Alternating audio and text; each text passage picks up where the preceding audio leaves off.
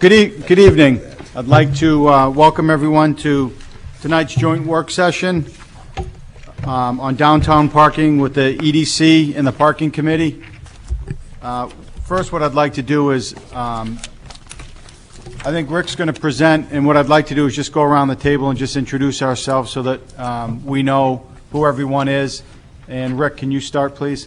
Rick Tainter, Planning Director. Cindy Hayden, Deputy City Manager. Rick Hopley, Planning Board. Tim Allison, Economic Development Commission. Joshua Sear, EDC. Everett Eaton, EDC. Nancy Carmer, Economic Development Department. Eric Gregg, EDC. John Bohanko, City Manager. Dana Levinson, Chair of Economic Development Commission. I'm John Ritchie, Chair of the Planning Board. Ken Smith, City Councilor and Chair of the Parking Committee. Eric Spear, Council Rep to the Planning Board. William Gladhill, Planning Board. Nancy Clayberg, Assistant Mayor. John Rice, Planning Board. Paige Roberts, Planning Board. Steve Parkinson, Public Works Director, Parking Committee. Andrew Purgle, Finance Department, Parking Committee. John Frederick, Director of Parking and Transportation, Parking Committee. Steve Dubois, Deputy Chief of Police, and I'm also on the Parking Committee. Great. Well, thanks for the EDC and the Parking Committee for coming tonight. We've got a lot to cover, so I'd like to adjourn at 6:55 so we have time to get up to our regularly scheduled meeting for the Planning Board. That being said, I'd like to turn it over to Rick Tainter to kick things off. Thank you. Well, what I'm going to do tonight is just give a brief overview, summary of the recommendations that are in the report that you all should have received, and there'll be a break in after about the first 6 or 7 slides to talk about the zoning issue. So we'll try to break into those two pieces.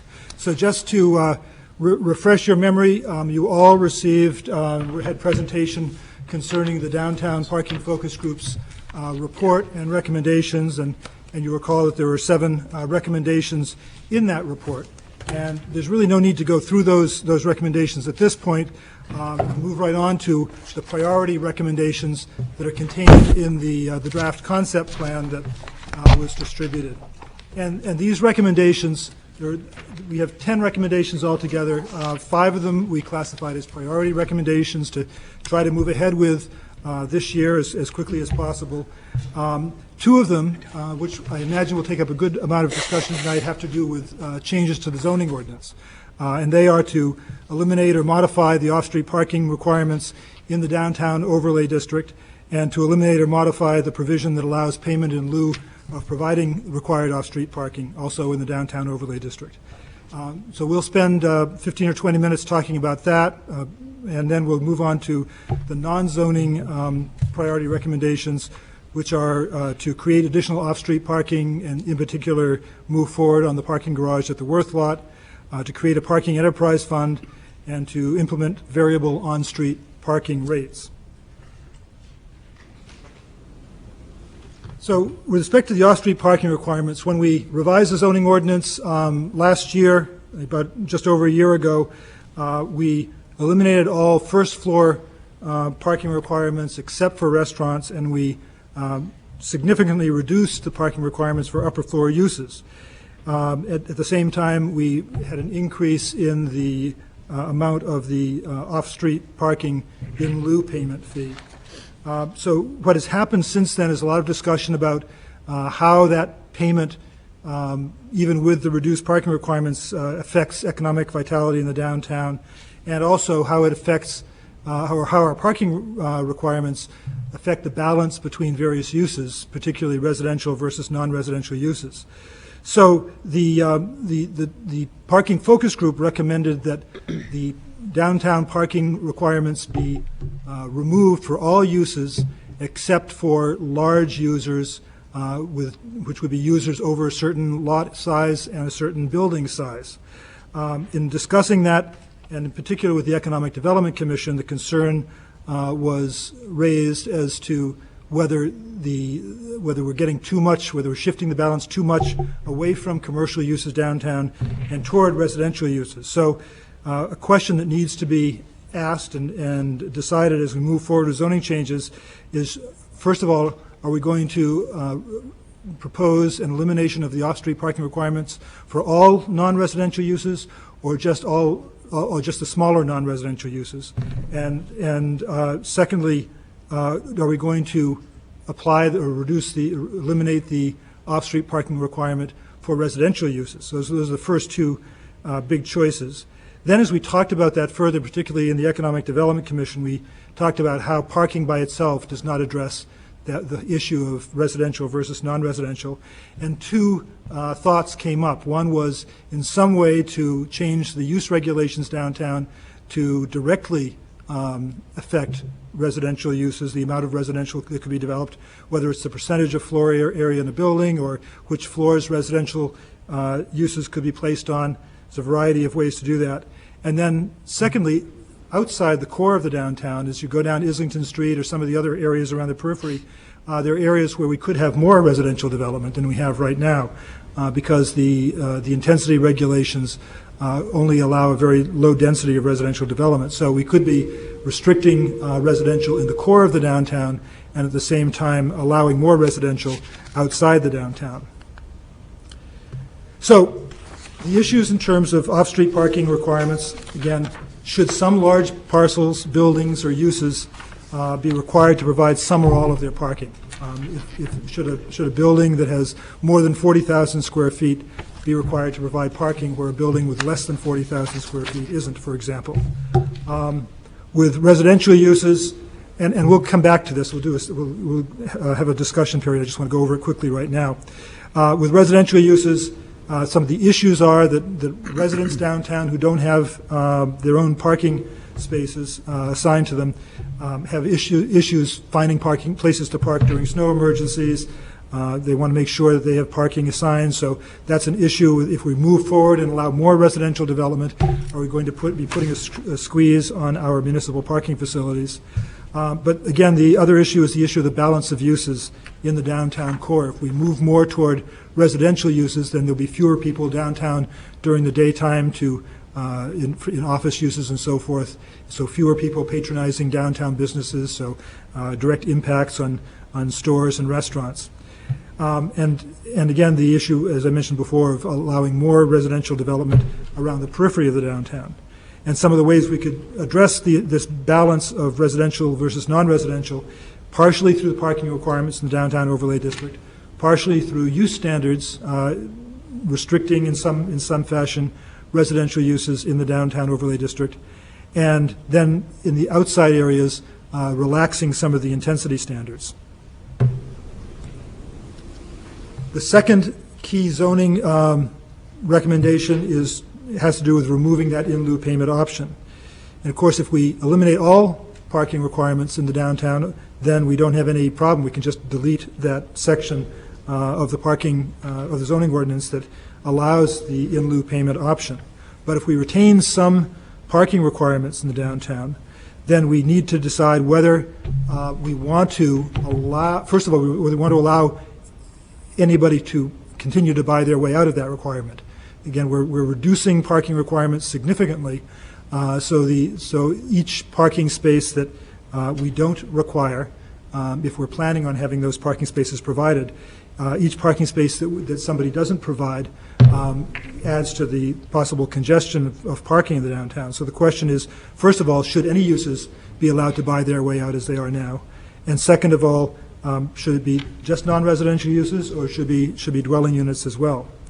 And then the second part of that question is, if a payment is allowed, should the payment per space be really significant? Should it be equal to the cost of providing that space that wasn't provided on site, or should it be some percentage of that space? Right now, it's 5% of the cost of providing that space. So we might be talking somewhere between 5% and 100%. So there's some significant issues there. And maybe there's some other way to consider how we would look at charging for that fee if somebody doesn't want to provide it, if somebody's required to provide spaces on site and wishes not to. In terms of how we might move forward with this, we've been talking about it for quite a while. It's been a matter of debate for quite a while. So I think we're ready to move forward. We need to come to some consensus on some of the answers to some of those questions. But conceivably, we could be drafting an amendment, several amendments for the zoning ordinance this spring during March and April. We could have a hearing with the planning board I'm sorry, that shouldn't have been February. That should have been April, April 2011. And then bringing it to the city council in May and June, and perhaps enacting the amendments in June. So this is our discussion period now. Here are the summary of the questions that we'd like to talk about with respect to the zoning changes. The left side are the issues relating to eliminating parking requirements in the downtown, and the right side questions relating to removing the in lieu payment option. Councilor Spear? It is time for questions. I have two questions, and I'm just opening it up to the members of the committee because I'd like to hear all of your thoughts on it. So I'll just start with my first question. The only non-residential parking requirement right now is for restaurants, right, as we discussed. When we think about who pays for the infrastructure, the parking infrastructure, especially curbside parking infrastructure, during the day, that cost has been shifted to customers, generally, of customers and employees of retail and business type operations during the day. Now, right now, the way the ordinance is, the restaurants support the parking infrastructure through the in lieu fee or their own on-site parking. If we remove the in lieu fee, how do you, I guess you could comment, should restaurants continue in some fashion to support parking infrastructure? The evening restaurants I'm talking about, not the lunchtime ones that customers would continue to pay in metered spots. Do you, should they support parking infrastructure? If so, in what way? Or if not, I just put that out there, and if I was confusing to anyone, you can ask me to clarify. Anyway, I'd like to hear what people's thoughts are, and I have one more question after that. Okay.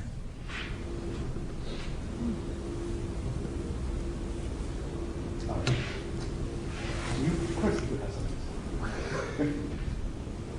Well, I guess I would answer your question with a question. Why should restaurants have to pay?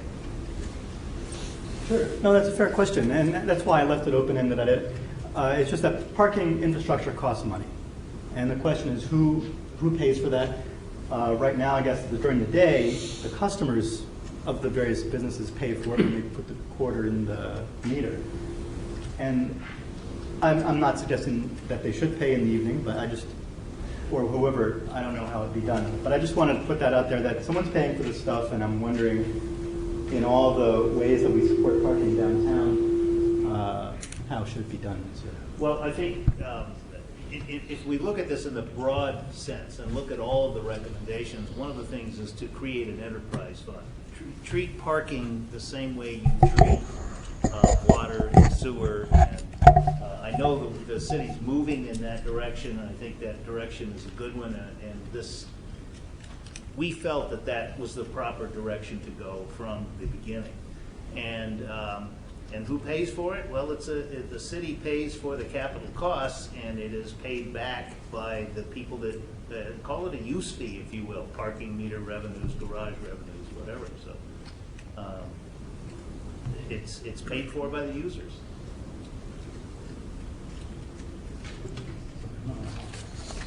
I'll just close. I think you're right. But in the case of the restaurants, the users don't pay for it, which is why I just raise it as an issue. I'm not suggesting that anything changed. I just wanted to raise it as an issue. But my second question, the in lieu fee, in terms of the percentage cost of a parking space in a city garage, and I know you mentioned if it's too low, people would never bother they'll just happily pay the fee. If it's too high, my concern, and this is from a planning land use perspective, I guess, what I fear is making the cost 100%, or even taking the in lieu option away, requiring parking. I fear for surface lots, even private surface lots, because of what it does to the contour of the downtown. You'll have the sawtooth effect, and the parking spaces are dead spaces. I'm not talking about underground parking or where you pull in and the parking is hidden, but I fear for that dead space. And so I want to raise it as a concern again. I don't have any answers. All I have are issues that I can raise. And if anyone else has good ideas from a planning board standpoint. So I'm just wondering if we take away the option or make it pricey, that people will begin putting in surface lots, and I'd rather not see that happen. So again, I want to raise that issue if anyone has any ideas. I'll make a comment on it. On my years on the planning board, and we've kind of come full circle on this particular issue. And the reason why we even got to the in lieu fee to begin with was just that reason. We were getting into the situation where we were having surface parking lots, and we were, had this, the missing tooth effect that was happening down through the neighborhoods. And at that time, when we were putting it in, I believe we actually had, from the planning board, the recommendation at that time was a $5,000 fee, or I believe it was that high. And the city council at that time lowered it down. And then the planning board came back, and it was tied to CPI, so it would have an increase each year. Then, of course, the new planning board was looking at it again, and again, same recommendation, because it makes sense to be that higher $5,000, but you immediately start seeing the effects of it and how that controls development, hence the reason why the EDC is here tonight as well. So it's that in lieu fee has always kind of played the back and forth on it. And I think we've gotten to the point now twice that having it at $5,000 or higher is really going to start creating an issue with allowing for development, as well as I think you might see a reassurance of those surface parking lots coming into effect.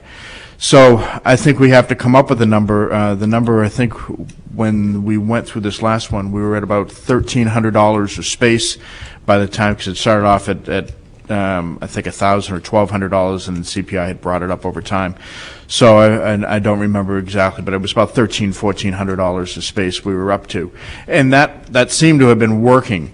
And when you get into the idea of what is a parking garage, who's supposed to be paying for it, it's true that the restaurants also, most of their patrons get the parking for free. However, a lot of them still do go into the parking garage, and the utilization of the parking garage still remains high, because you look at events going on at the music hall, a lot of people park in the parking garage, and instead of trying to do that 3-time loop around the city and finding a parking space. So if we are going to start going back, I would recommend from my end that it would be for residential only, and anything in anything that would maybe require them to have at least one space or an in lieu fee. My thought on it, but when it gets to the non-residential, I like the idea that it's just eliminated altogether. Rick, and then I'm glad you got back to that point. I was getting a little worried we were getting too far off on the fee, because really the first question is, do we require any off-street parking in the downtown at all, and if so, for who? Because if we don't require any parking, then we don't have to worry about the amount of the fee. But so your point, I think, Councillor, is that perhaps require one space per dwelling unit for residential units and no requirement for non-residential units. Is that what I understand? Yes. Yes. I'd like to have some discussion of that. If people have. Can you concerns, repeat that, Rick? I'm sorry. Require one parking space per dwelling unit for residences, and no parking requirements for anybody else. Josh had a question, I believe. I do have a question. It's somewhat related, but I'd like to ask it after people address that directly. Okay. Can I? Yes, absolutely. I want to speak on behalf of the EDC on that issue, because that was directly in front of us, and as you did a nice job outlining the EDC perspective in your document, EDC feels strongly that we need to, through two issues, zoning, have a balance of residential, promote residential, yet have a requirement for residential parking. It's debatable what that is. The suggestion of one or above is fine. There is a difference of opinion whether there should be an in lieu fee for that for that space.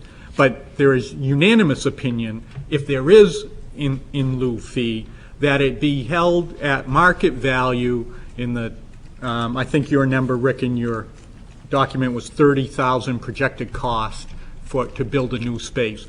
Be in full recognition that this is a cost that ultimately will be incurred by the city and needs to be reimbursed. So that would be what the discussion was had at the EDC. Don? Well, I think one thing that needs to be kept in mind is that if you require one spot or 1.5 or whatever the number ultimately comes up to be, if there is a requirement at all, is without an in lieu fee, what you will find is you are going to have condos that are with built-in parking. And that is going to take the cost of the condominium and drive it up significantly. I would use as an example the old Eagle lot that has underground parking. There are a number of places that have underground parking. So I think for a point of discussion, I think that there's really a genuine question: should you require parking for residential? And I think that's a lot of it is a struggle and a balance, and I think that's the difficult point that we all have to come to, is what is the proper balance? I don't have the answer. I don't pretend to. Josh and then Cindy. I think that's actually was exactly my question. We're talking about keeping some sort of state in downtown of residential, office, and retail and such, because they're all kind of different.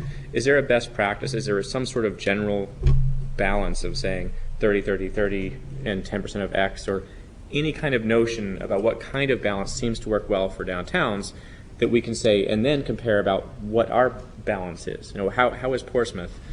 Any notion of that we can actually look at and make decisions? Called U.S. Parking Policies, an overview of management strategies. If you'd like bedtime reading, I'll do this. Especially if you suffer from insomnia. Right. Cindy, did you have a quick? Could I just respond to that? I did some research on that question, and interestingly enough, when you do research for balance of residential and commercial and everything, everywhere you go, you find how can we get more residential into the downtown. And so I have not found a single city that has grappled with this question. I know Vancouver is now rethinking its policies, but in general, the question is how can you get residential into a downtown to make it more vibrant throughout the day? And so we have a problem, which is which most communities don't have, which is we've done very well, and we're kind of questioning whether we're going too far. Okay. John, did you have a comment? Yes, I know that we don't have a lot of time, so I was wondering if we could, Mr. Chairman, try, for example, I've heard a lot of comment regarding that it appears that people would like to move towards the elimination of any parking requirement for non-residential. That's kind of what I heard, unless I'm told what I've heard briefly from people. So taking that into account, I think the staff really needs some direction from the various committees, because we're going to be going back to the city council, and what we're trying to do is we want to bring a whole omnibus type of project through, so that we don't eliminate the requirement, but then we don't put the Worth parking garage up. So we want to try to keep, we want to have a whole program together that we move through together with the city council, so that if one happens, the other has to happen. And what I've heard, it sounds like people are heading towards the issue of elimination of the parking requirements for non-residential. What I've heard is there is some feeling there should be some parking requirement for residential. And so that gives us some idea in that area. The other thing that I would talk about, I've heard some concern from the Economic Development Commission and others relative to the residential side. And one thing that I think that would be really the land use side that we'd want to be looking towards the planning board on relative to that. And finally, with regards to the Worth lot, the Economic Development Commission feels strongly, and they can all jump in if they want, but the idea is what was said by Josh, is the whole mix. How do we incentivize people to bring office to downtown? do we use deeply discounting of a new parking garage that we incentivize, companies with over 20 employees for X years to try to incentivize, not through a land use aspect, but through an economic aspect to go downtown, so you try to compete directly with Pease Tradeport. And so people, through the use of the worth lot and deeply discounting, we then try to move that mix to something that has equity to it, because we are moving rapidly to over amount of residential downtown. And so, not that that's bad totally, but you need to have a good mix. So at some point, you're not going to be able to reverse that spiral. So I think we've got a little direction on number one, don't we, Rick, Yes. from what we heard? And I think the idea now would be to talk about that whole concept that came up relative to residential and how people feel about it, specifically the planning board, because I'd like to hear from the planning board. So, Cindy, I know you had a question? You can pass on. Okay. Paige, did you have a question, Paige? Yeah, I didn't want to rehash what the parking focus group did, but I guess as I was reading the report, I was kind of thinking, I appreciated the input of the Economic Development Commission. That was really helpful, but I was kind of thinking about some kind of big questions about, like, sort of what is our vision for the downtown in terms of parking. I mean, I'm thinking, Ken brought up the issue and Eric about, the sawtooth effect. And I mean, this is what we got into 35 years ago when the bank started. I mean, that's what created the Historic District Commission, was knocking down historic buildings to put in parking lots. So I think we need to think seriously about where we want to go, as much as we are all very wedded to our vehicles.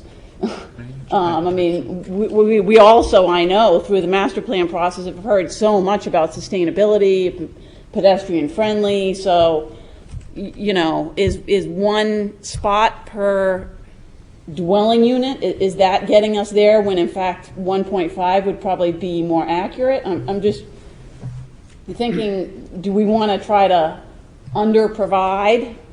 I mean, we've been discussing this vis-a-vis other parking issues too, in terms of, let's say, single development proposals that come in. Let's try to, decrease our requirements so that we're not having these big, huge islands of parking lots which aren't filled. So I'm just, I don't know, thinking about what do we actually really want and need in terms of parking as a community, not just as individual residents put together. Do you have a comment, Dan? If I could just respond to that, at least from the big picture, the EDC has long held the vision that having ample and affordable parking in the central business district is the #1 tool in the toolbox to promote economic vitality downtown. So the vision is to have centrally located municipal lots to provide this parking. That is why we're so strongly in favor of moving forward with the Worth lot. And we totally are in agreement with the mention here tonight about trying to avoid surface lots. And that's something I think as a group we need to consider through whatever measures are available to us to prevent that. And in our view, it's much better to have it city managed, city controlled, and move forward that. As to the issue on residential, we're very much in favor of having residential requirements to help keep a balance of mixed use that we feel is equally important. What the number is, I don't know. It's debatable, and it's also somewhat it's debatable whether there should be an in lieu fee. But if there is an in lieu fee, as Rick pointed out in his document, it's got to be of a magnitude that's significant, or else it's not worth having. And that's why, if there is one, if there is agreement there should be one, we would advocate for full market value of that. Yeah, and as far as I just want to chime in on the use. I support residential in the downtown. The only hesitancy I have is once something goes residential, it's locked into that, where you can go office to restaurant to retail to.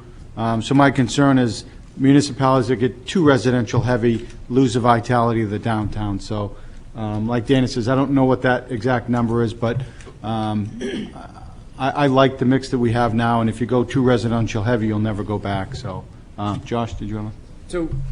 So, I'm sure this is a quick answer. It seems like the only tool, at least we're discussing right now, to prevent the overgrowth of residential is parking fees. Like, that's our tool to govern that. Not necessarily the only. But we have a percentage right now of 13% as far as land use goes. 13% is residential, 80% is commercial, and the rest of it's restaurants and something else. I mean, do we really have to worry about parking for that? Can't we just have some other tool in place that says it has to maintain the current ratio, and let's not try to force parking to be the thing that's the tool for controlling how much residential we have downtown? Yeah, hold on. I think Rick had a question. Two things. First of all, I think the numbers that you're quoting in terms of the percentages, in terms of downtown, a lot of the land use percentages will count as commercial buildings that have residential on the upper floors. So there's probably a lot more residential than you're talking about there.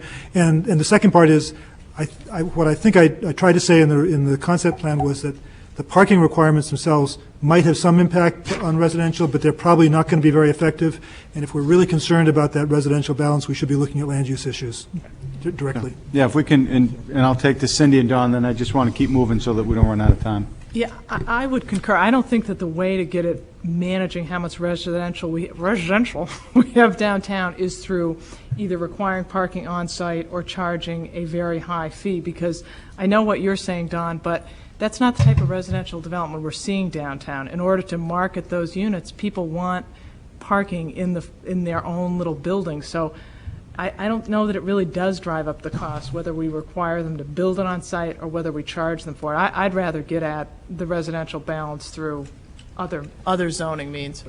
Yeah. Nancy, and then Dana, and then I want to wrap it up. Dana, Yes, didn't we talk about in our meeting about a development having 1/3 residential? I mean, that would be the. We talked Well, about that was, So in other words, for every development that Or comes building, downtown, every a third building. of it can be residential. that was discussed, That was a right, recommendation. right.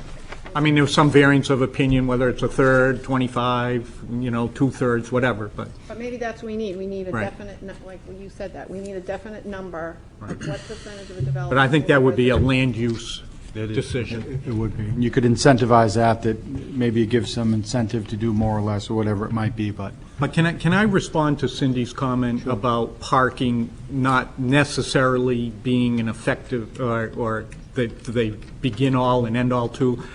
I don't necessarily agree that buildings without parking aren't marketable. I think some are being developed right now as we speak. We know there are a number of apartments and condos downtown that do not have on-street parking.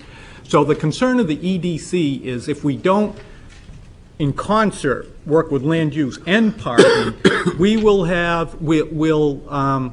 impede turnover and will promote spillover into neighborhoods. So that's why if there is an in lieu fee, it's got to be significant and realistic, because the fact is that's what it's going to cost to provide parking. Interesting. Don, and then we'll wrap up. I guess I was just going to make the point that I think, no, I'll just say my remarks. Okay. Ken, did you have a quick Yeah, comment? just a quick comment. One of the reasons I've always been opposed of doing 100% cost of that space, and I understand where the EDC is coming from for having such a big number, is when you're charging the in lieu fee, you have to remember too that, okay, now the developer has paid that check, but the resident still has to have a place to park. And so they're going to use that parking garage, and they're paying the monthly fee of $100 as well. So you're kind of double tagging them.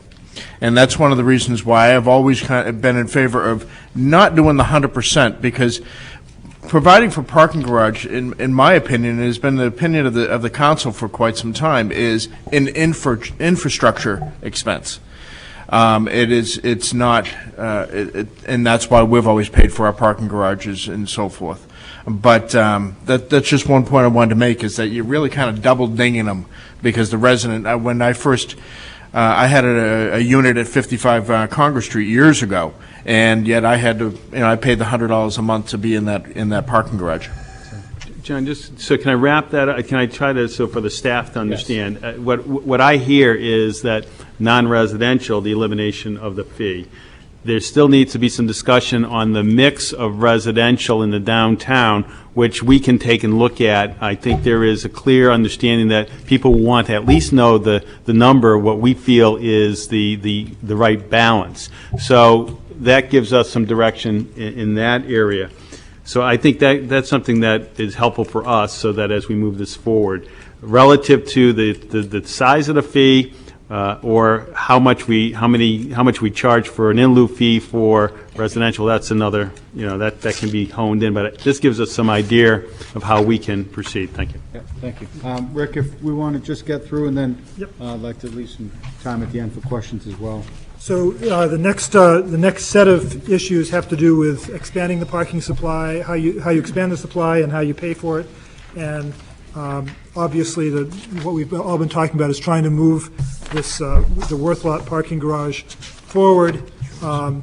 Looking at the timeline that has been set out in the feasibility study for putting this together, this is the timeline. If we start, basically, if the council moves forward by March, for example, we would be able to have the garage finished in November 2013. And the big issue to keep in mind is that right now we have a temporary parking supply. We don't know how temporary it's going to be at the lot at Hanover, Maplewood, and Deer, the Port Walk lot that was created last summer.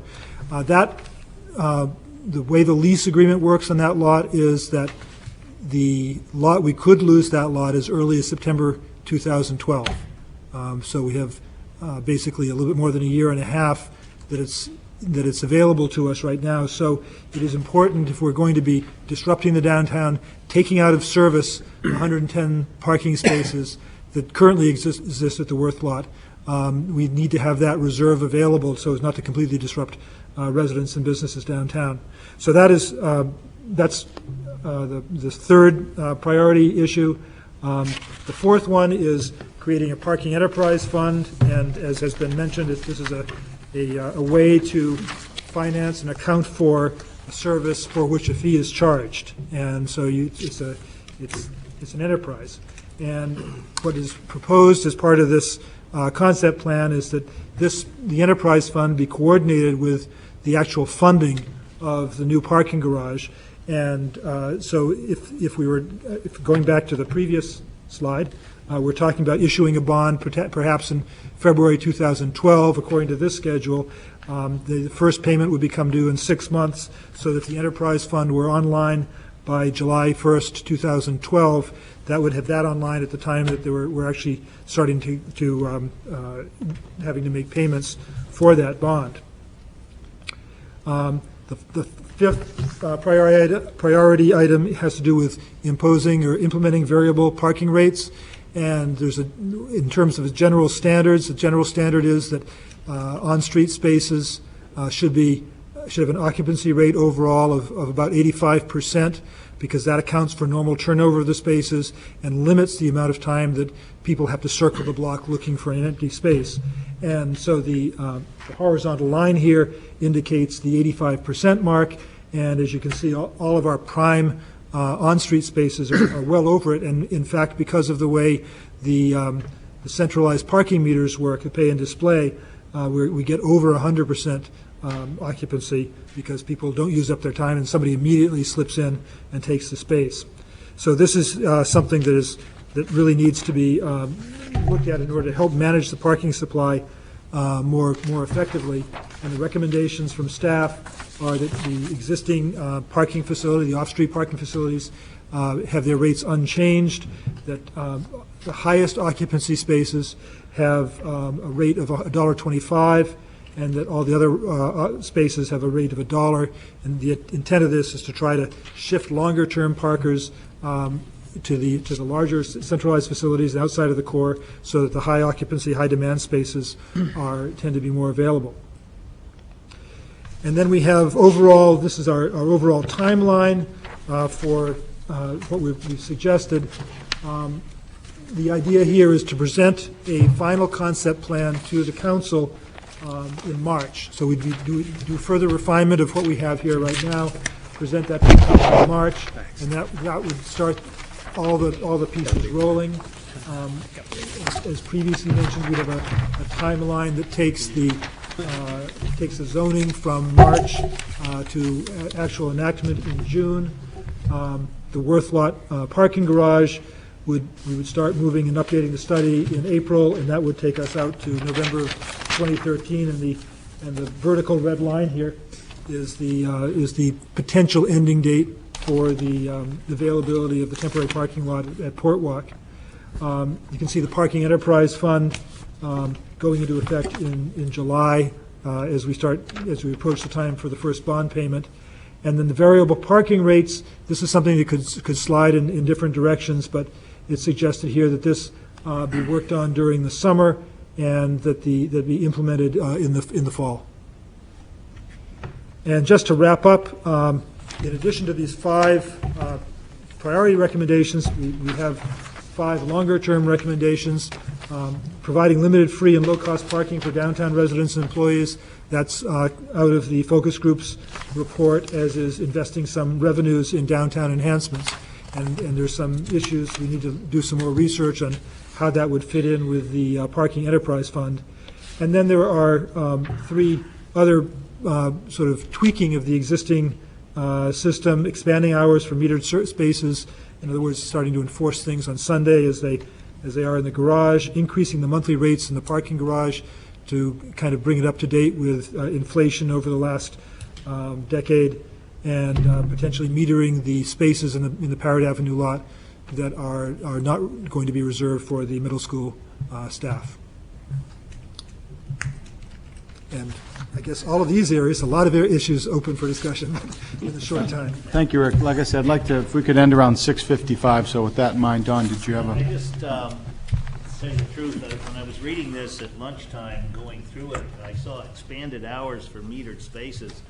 For the record, please note that was not one of our recommendations. I don't know where that came from. No, the F and G are from your report. The H, I, and J are other things that have been recommended by staff. Added somewhere along the line. Yeah. Okay, I was a little confused. Yeah, not all of this is from the parking focus group. I would also question on the longer term the Parrott Avenue spaces being assigned to the middle school staff. To the best of my knowledge, I think there's going to be a rather contentious debate whether that is actually going to happen. I don't. Anyway, I'll leave it at that. And metering the Parrott Avenue lot, I think, is also something that is really up for debate. But I just wanted to make those notes. Thank you. Rick, one thing that I think we talked about, and I think the focus group, and I think the EDC hit, is I like the idea of the further out of town you get lower rates, longer terms for employees that may work in town that are there for 8 or 10 hours. That I think that's the closer to the, say, Market Square you get, I think the fee should be increased. I think that's a really good idea, and I think it will provide relief for employees that work 12, 14-hour days, that they can pay maybe 50 cents an hour versus somebody that's coming in from some other place that can afford $1 or $1.50 an hour. So I think that's a great idea. That I'd like to support that idea. So Josh and then John. Well, I think your final point about the employees that might be just working service staff or something like that, they don't make a whole lot of money, especially at night. I don't think there's any relief in any of this for them. The prices stay the same. They're only going to go up unless they park in the periphery or park in the garage. One of the long-term items, F, might be some sort of assistance for them, and I wonder if we shouldn't be bundling that in. If we're going to be raising rates and extending hours or days, there's certain people that provide a good quality of life in town, and I think they're going to have a hard time keeping up with that. I think, and John Frederick could probably add to this, but we have been trying to find satellite lots, and there have been a couple that we've used that we've tried to promote but the human nature, even with the service workers, is to get as close to downtown as possible. John, what is the Mason lot? What is what happens with that on a daily basis, just from a capacity perspective? Peak occupancy is roughly 40%. And if everybody knows where that is, it really is not a bad walk to downtown from that location if you're concerned about paying. I mean, it's free. Right. It's a pretty good rate. I agree. So, John, I think you had a question. Like Don, when I saw that Sunday enforcement for parking, my eyebrows went up and something kind of stuck in my craw. And as we talk about planning, I don't know what the rationale behind that is, other than income. But I kind of think that you're shooting yourself in the foot, because it's that's the day that people come into town, flock into town. They know that parking's free, and it's a welcoming thing. And I don't think anything could be less welcome than charging people for parking on a Sunday, and compounding that with churches and church activities going on until 12, 1 o'clock on Sunday morning. So I'm sure there's some theory why we need the money there, but I'd personally throw that theory right out the window. Well, I think, if I might, the reason these things are here is that we've heard this from other areas. I mean, it's not exclusive. I think Rick did a good job of segregating what was the major issues. Yeah. These are just issues that have been lingering out there and could come up at various times. So we thought it was important to at least give you some kind of idea what other people are talking about other than the focus group. So that was the reason it's there. I don't think anybody has made a great push for Sunday hours. I think the fact is that there has been conversation relative to that. There's been conversation, a lot of conversation about metering Parrott Avenue at a very low rate. So because, as you just heard from John Frederick, we have a free lot that basically is totally underutilized that we're paying for. So the Parrott Avenue lot is a prime location. So that's kind of just the reason for it. There was really no other reason other than to let people know there are other issues out there aside from what the focus group came up with. Councilor Smith. Thank you. Just I'll kind of go up the list a little bit, and not speaking for the parking committee on it, but the parking committee did look at metering the Parrott Avenue lot. We had this discussion a while ago, and we had a public hearing, and very quickly, or a public meeting, and very quickly, I don't think there was one person in favor of it, and that idea kind of went to the wayside. So personally, I wouldn't be supporting that one. Sunday hours, same thing. I think it just sends the wrong message. Increasing the rates and talking about Sunday, more revenues and metering spaces. Before I would want to start changing the rates or raising rates, I want to know what we need the money for. Because you get into a point where if we're going to have an enterprise fund, which I am fully in agreement of, we have to make sure, as long as if we're raising enough money to pay for the expenses of providing parking in the town, and it's paying for the expenses of the staff and the work that's being done, then it's not like we're making extra money to throw it into the general fund, because you can't do that. There are other laws that that have issues there. So I wouldn't be in favor of starting to play around with some of the rates until we really had those expenses that go with it.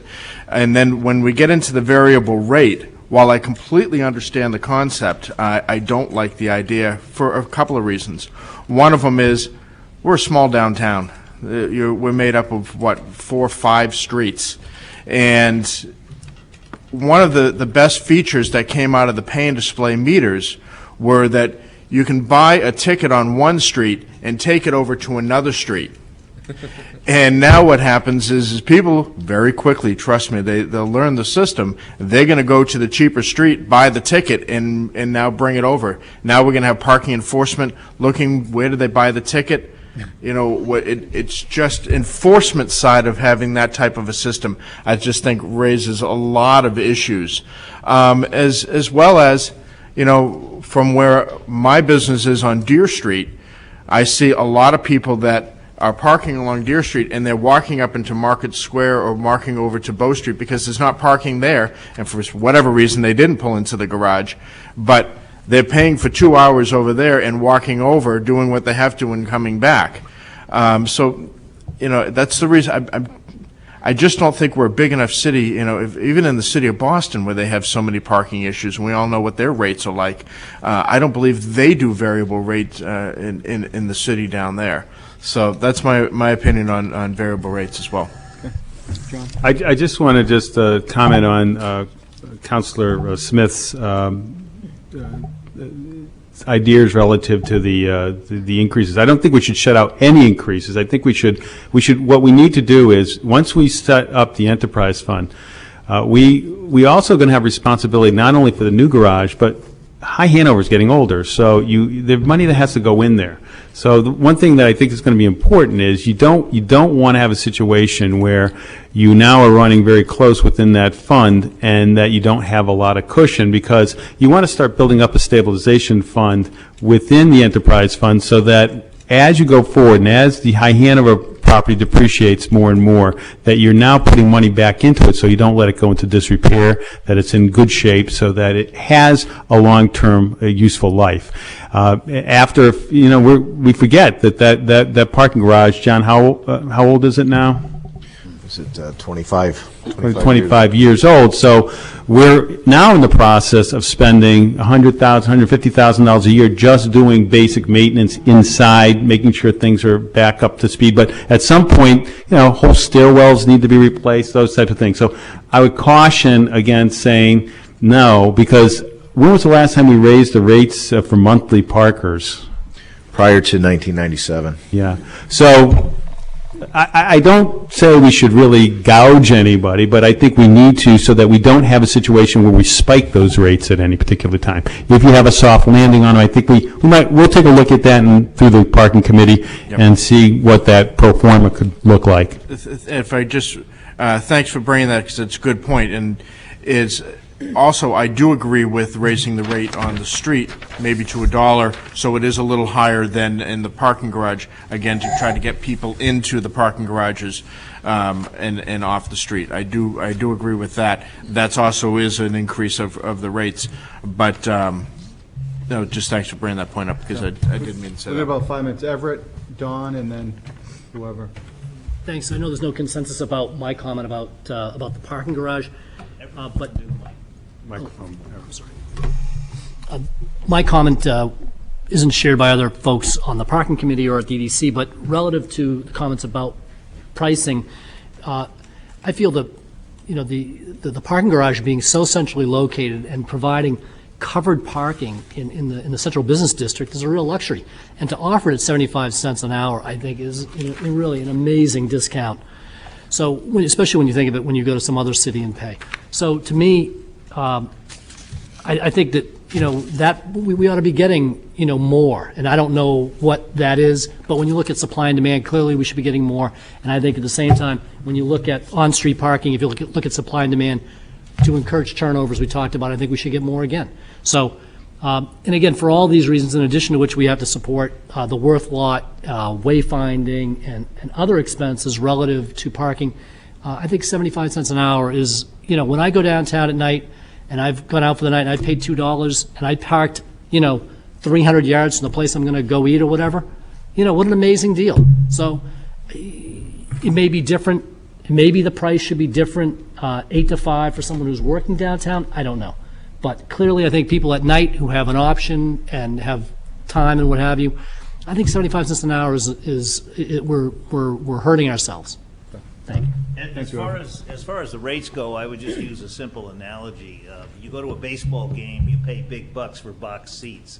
The same versus cheap seats out in the bleachers. The same principle holds true here. I think those rates actually could go higher than what they're saying here for the small area. Deer Street could be $10, $10 an hour. No, I mean it would make an enormous amount of sense to be, if you want to be right there, then pay for that privilege. So let's keep that in mind. Thank you. So I think it's, I don't know if anybody's got any last minute comments, but I wanted to thank the EDC, the parking committee. Thank you. Everybody that came, thank you so much. Just so that we can let you know what we're going to be doing, just to summarize, we're going to take the things we've heard tonight, and we're going to work with the various committees to go forward. And when we come to the city council, there's going to be a comprehensive recommendation. It might not have everything in there that you're totally on board with, but I think the important thing is that what we heard from the city council through their retreat, and from what the staff would like to do, is move the whole thing through together, because without one, another part may not work. So that's the way, if I understand it, and I would be corrected by the council members if that's not the way it is, but I think they want it moved through together with all the things we talked about tonight. Okay. Great. Well, thank you again, everybody, for coming, and Rick, nice job. Thank you so much. And we'll start in about 5 minutes. Good job, John.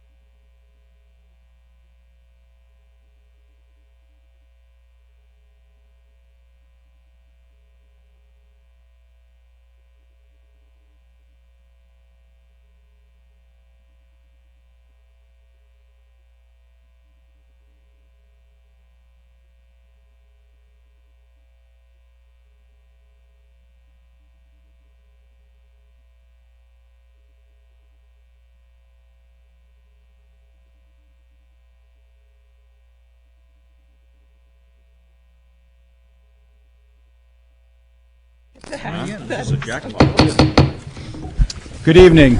I'd like to welcome everyone to the regular meeting of tonight's Planning Board for January 20th, 2011. I'd like to get right into the agenda. First item is the approval of the minutes, and they are item A, the approval of the minutes from the December 16th, 2010 Planning Board meeting. So moved. Second. All those in favor? Aye. Any opposed? And the chair votes aye. We'll move on to item 2, new business, election of the officers. And for that, I'll turn it over to Rick Tainter. Okay, are there any nominations for chair for the coming year? Mr. Coker. I would nominate John Reese. Second that. Are there any other nominations? Do we have a discussion? I'd like to offer also a raise for Mr. Reese. Double what I made last Double year. what you made last year. Okay, all in favor of Mr. Reese as chair, please vote, say aye. Aye. Any opposed? And that is a vote. And are there any nominations for vice chair? I'd like to nominate Paige Roberts. Second. Any discussion? Any other nominations? If not, all those in favor? Aye. Any opposed? And that is an election. Thank you. Congratulations. Thank you. With that being said, I'll move on to item 3 under other business, presentation and adoption of the capital improvement plan. And I believe City Manager John Bohenkel. Yes, thank you, Mr. Chairman, and good evening. Tonight, the city staff is here to present to you the proposed capital improvement plan for fiscal year 12 through fiscal year 17. This is a 6-year capital improvement plan that we bring before you in accordance with state and local requirements. For your information, back in September, a memorandum went out to all departments asking them to update this plan and to identify any projects or equipment that they felt needed to be included in this document. Once all the proposals were submitted, they then were reviewed by a subcommittee made up of 3 members of the Planning Board. Those members were the Board Chair, John Ritchie, Planning Board members Don Coker and William Gladhill. City staff on this committee included Planning Director Rick Tainter and Andrew Purgle, the City Controller, along with myself. The plan that you have before you was reviewed in detail by this committee and various departments back about December. For fiscal year 12, departments submitted requests to be appropriated in the general fund in the amount of $2,451,000. The committee reduced those requests to approximately $1 million, a reduction of about $1.4 million. Over the past number of years, the city has tried to maintain a general fund appropriation for capital improvements between $1 million to $1.5 million. In fiscal year 10, the general fund capital improvements were funded at $800,000. In FY09, it was funded approximately at $1 million. Last year, the amount funded was approximately $1.2 million. Despite the economic climate, the committee felt it was important that we continue to fund capital improvements at a minimum level of $1 million. Total improvements for fiscal year 12 in the general fund are estimated to be $22,276,000, of which approximately $7.5 million, or 34% of the proposed projects, will be reimbursed through federal or state funding. In addition, another $1.1 million is estimated to be funded through public-private partnerships. Further, there is $12 million proposed for a new parking facility at the Worth parking lot, which will be funded through an enterprise fund. Therefore, 95% of the capital improvements scheduled for next year will not come from the local property tax base. Total projects over the next 6-year period, including general fund and all enterprise funds, are estimated to be $152 million. Again, a large majority of these costs will be funded through the federal and state grant opportunities. At this time, I'd ask that the fire department start the presentation with a discussion of their needs. And after we go through all the presentations from the various departments, Mr. Chairman, I would then bring back the questions for the group and then ask for an approval or some action on the plan. Okay, thank you. Good evening. Assistant Chief Achilles from the Fire Department. Our first item is the replacement of a 2001 ambulance, and that would occur in FY13 at $190,000. The next item is a vehicle replacement of our heavy-duty rescue, which in FY13 at $500,000 will replace a 27-year-old vehicle. Next item is a replacement of fire engine number 4. That is in FY15 at $500,000. That will replace at that point a 28-year-old vehicle. The next item is replacement of fire engine number 1. That is scheduled for FY16 at $600,000, and it will replace a 17-year-old piece of apparatus. Next item is a item that is in FY14 at $50,000. It is a rescue boat. Just so you're aware, not to confuse with our fireboat right now, this is for the back channel and some of the smaller waterways in the city that we cover. For FY12, this item, the cardiac monitor defibrillator replacement and upgrade program, the units are 10 to 11 years old. We're required as a paramedic service to have these on the ambulance. Fortunately, we've been able to, with our service plan, keep the current ones going, but by this time they are required to be replaced. Next item is the SCBA replacement program. The idea is to fund between FY13 and FY15 portions of that and make the purchase at the end of that FY15 time period. The units currently are 3 generations old technology-wise, and at the time of the replacement they'll be 15 to 16 years old. Good evening. My name is Steve Dubois. I'm the Deputy Chief of the Police Department. Before I begin, for FY12, we are not asking for anything in this in CIP. Starting this particular project is FY13. It's here $60,000 for radio system improvements. Currently, our secondary channel that we use is not as robust as our primary channel. And so what we're going to do is use that money to upgrade and get the necessary receivers, voters, et cetera, and the equipment necessary to upgrade our secondary radio system.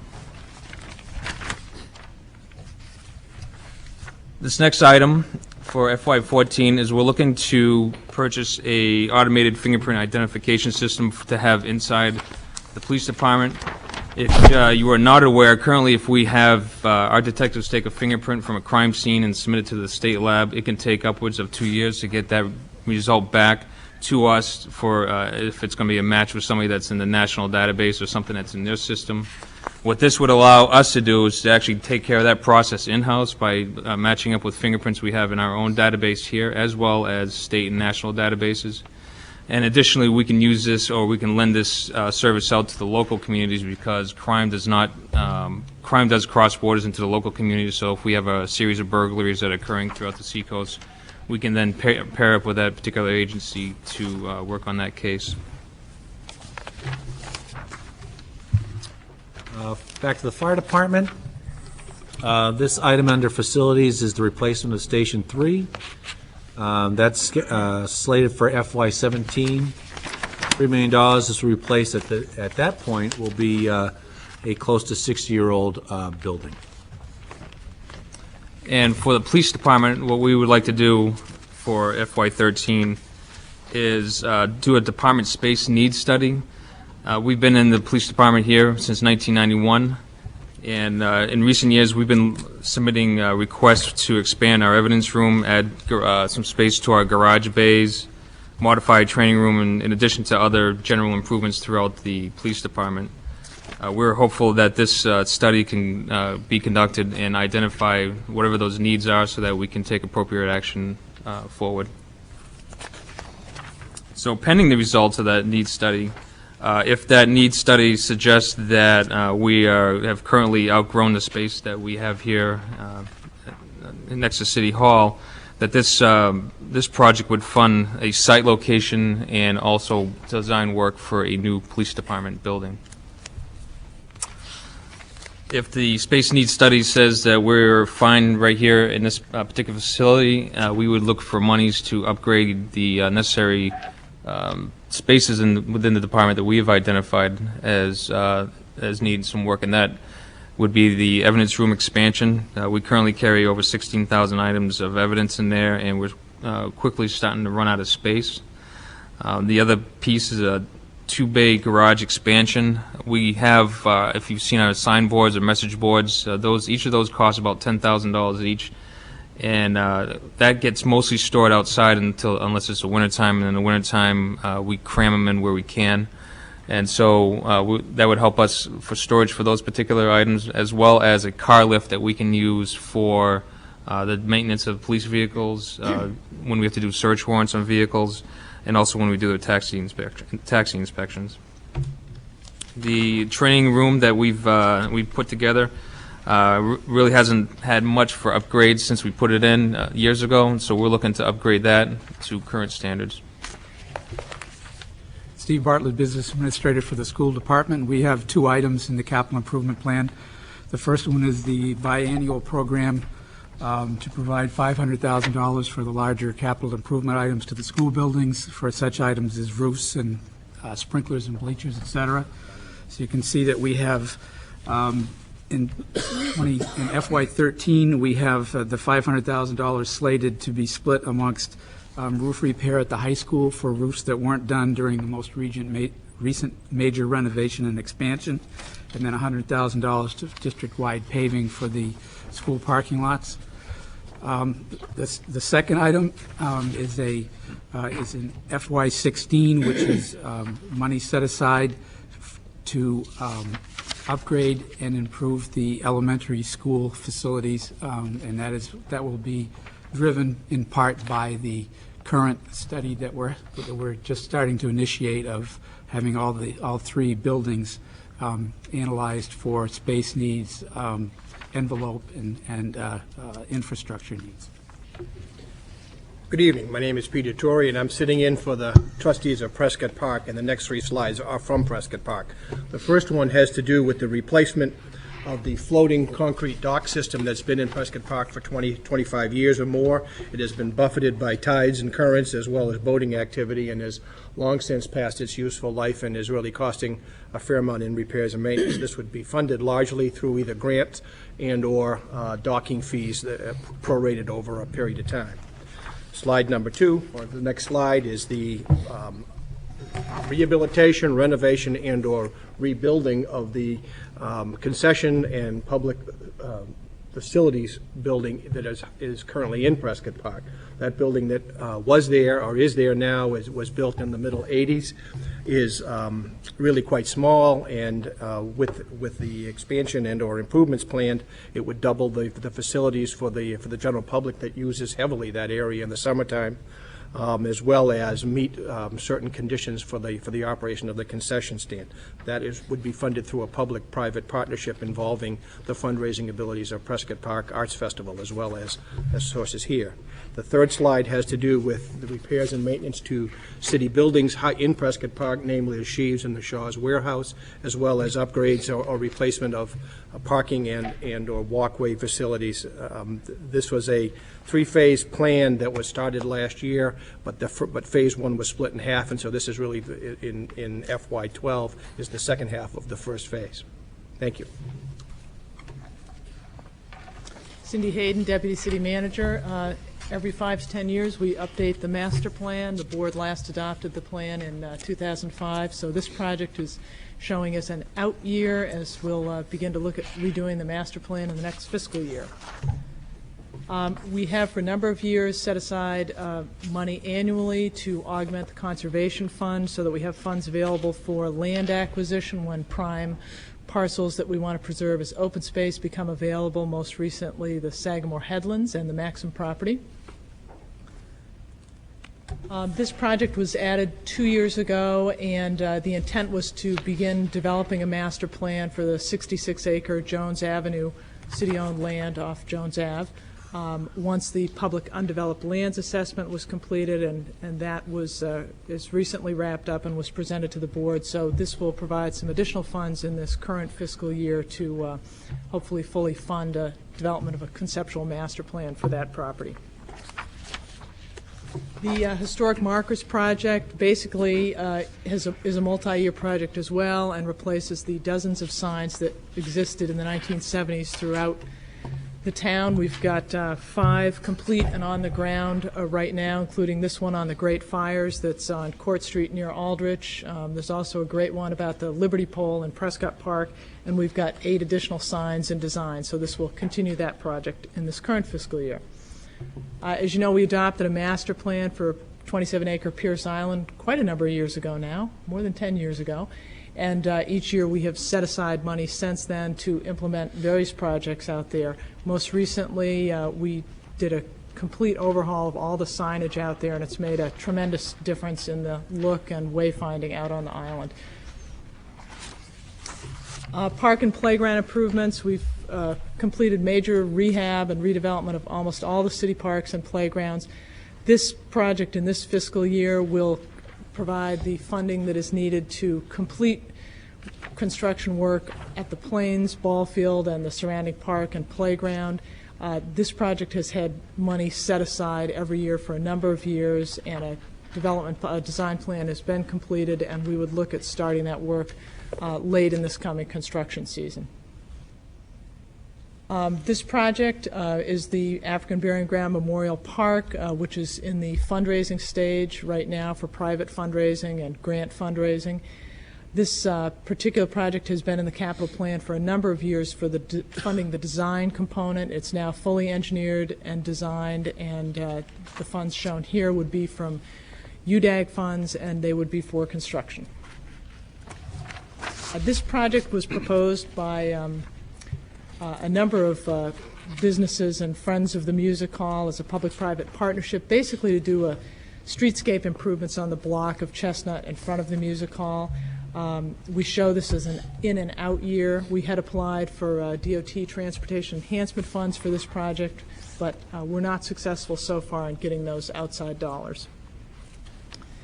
The federal building, the feds have been delayed in the design and construction of their new building out at Pease. Right now they are going again, though. They have begun their design just this past fall. They're looking at starting construction in spring 2012 and being ready to relocate in 2014. So we show money in an out year here so that we would begin about a year from now doing the public outreach and some of the conceptual planning for the McIntyre site. And then this project also just continues with more detailed and engineering and design for the McIntyre site downtown. This project, this is a parcel of land that is leased to the city, located between the high school and Winchester Place, previously known as Ledgewood Manor. And this is a public-private partnership awaiting the private portion of the funding that would make this park happen. Somewhat similarly, the North Mill Pond Bikeway and Pedestrian Way is in the conceptual plan phase and has been for some time because the city has not been able yet to secure easements from the railroad and other property owners to allow this to happen. Good evening. My name is Russ Wilson, Recreation Director. In 2010, the city completed a comprehensive recreation needs study, and this study found that the city's 4 indoor facilities are programmatically outdated and in need of significant capital improvement.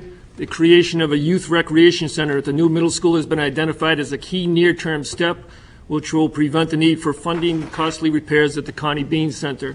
This is a $2,300,000 estimate in FY13. In addition to focusing on indoor facilities, the study also focused on outdoor recreational field space, and based on current demand, the study identified the need for an additional 3 to 4 multi-purpose fields, 2 to 3 adult softball fields, and improvements to existing fields. Funding is identified for land acquisition and design, as well as field development in future years, FY13 through FY16. Indoor pool building rehabilitation. During the FY211 budget process, the City Council approved the plan for the eventual transfer of the indoor pool to a not-for-profit organization. This transfer is expected to take place in January of 2012. The not-for-profit will be responsible for all capital improvements to the indoor pool. Steve Parkinson, Public Works Director. The first project we have deals with historic cemetery improvements, whereby we systematically restore and rehab the existing headstones within the historic cemeteries spread throughout the city. Next, we have seawall improvements and repairs. In FY12, we're looking at $225,000 to work on 3 existing seawalls, namely Mechanic Street, Pickering Street, Pierce Island Bridge approaches, and the Daniel Street seawall next to the Memorial Bridge.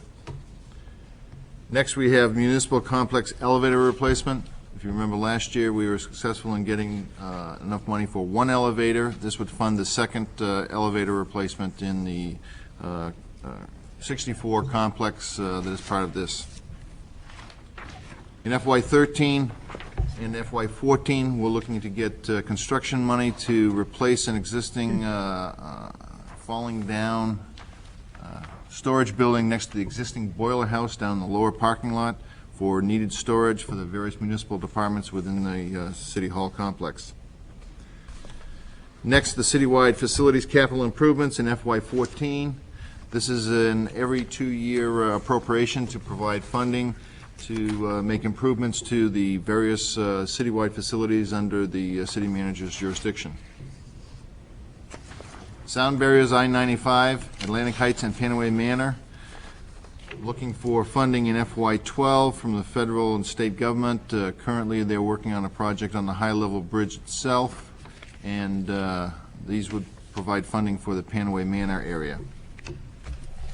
John Frederick, Director of Parking and Transportation.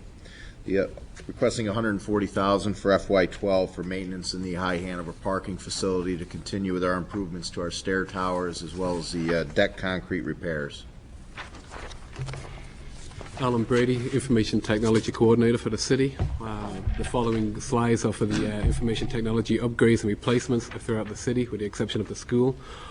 City Hall is at $25,000.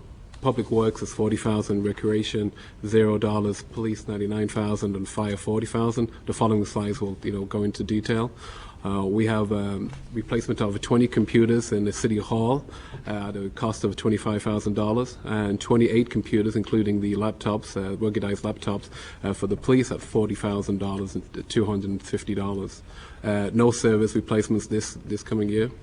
And the Public Works have requested $20,000 for radios, parking garage software at $20,000. For the police, it's portable radios at $36,000, radios mobiles at $18,000, printers at $2,750, and projector at $2,000. So total cost per department is City Hall $25,000, Public Works $40,000, Library $0, Recreation $0, Police at $99,000, and Fire at $40,000. Thank you.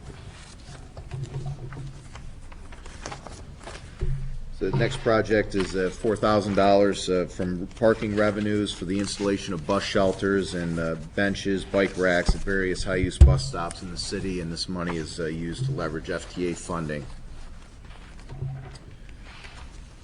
$21,500 in FY12 is used for the St. John's Masonic lot to provide free parking in the downtown area. We'll be looking to utilize $50,000 in FY12 to repave the Bridge Street parking lot, and then in FY14 the Parrot Ave lot. $20,000 for the violations management program, which helps maintain our database for parking citations as well as the handheld equipment for ticket writers. The replacement of our parking meters to the pay and display system will be complete in FY12. 8 meters will complete the project, and then in the out years would be funding in anticipation of replacement of those meters in the following decade. Next project is a parking garage credit card system. We would hope to go to a credit card system in the garage where one would, it's called a pay-on-foot system seen in many airports, where prior to exiting the garage, an individual would pay for parking, have their ticket basically validated, and then just pass through the exit. This would offer an additional payment option in the garage because currently we're just a cash system. And next project is the parking garage at the Worth Municipal Parking Lot, anticipating a $12 million project here to provide a 440-space parking facility. In FY12, we're looking for additional funding to go with prior year's funding to jumpstart the wayfinding system that is badly needed in the downtown area. In FY13, we're looking at funding for signalized pedestrian crossing across the Route 1 bypass at Coakley Road.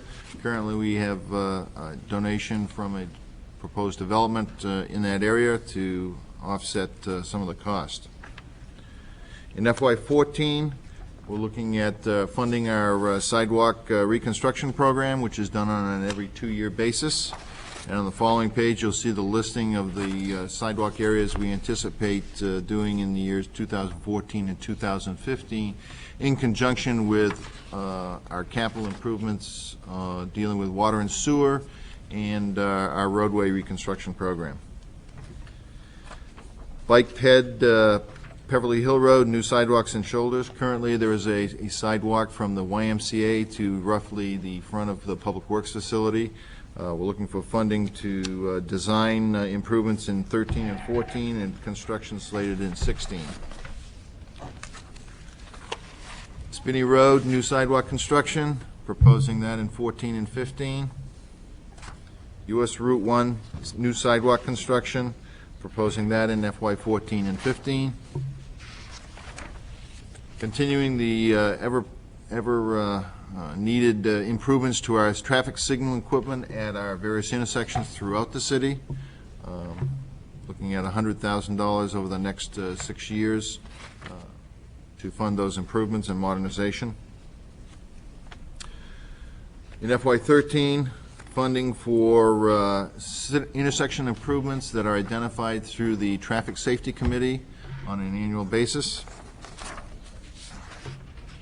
Working with the New Hampshire DOT on the upgrade of the Market Street Railroad crossing with new warning devices that is slated for FY13 at the present time.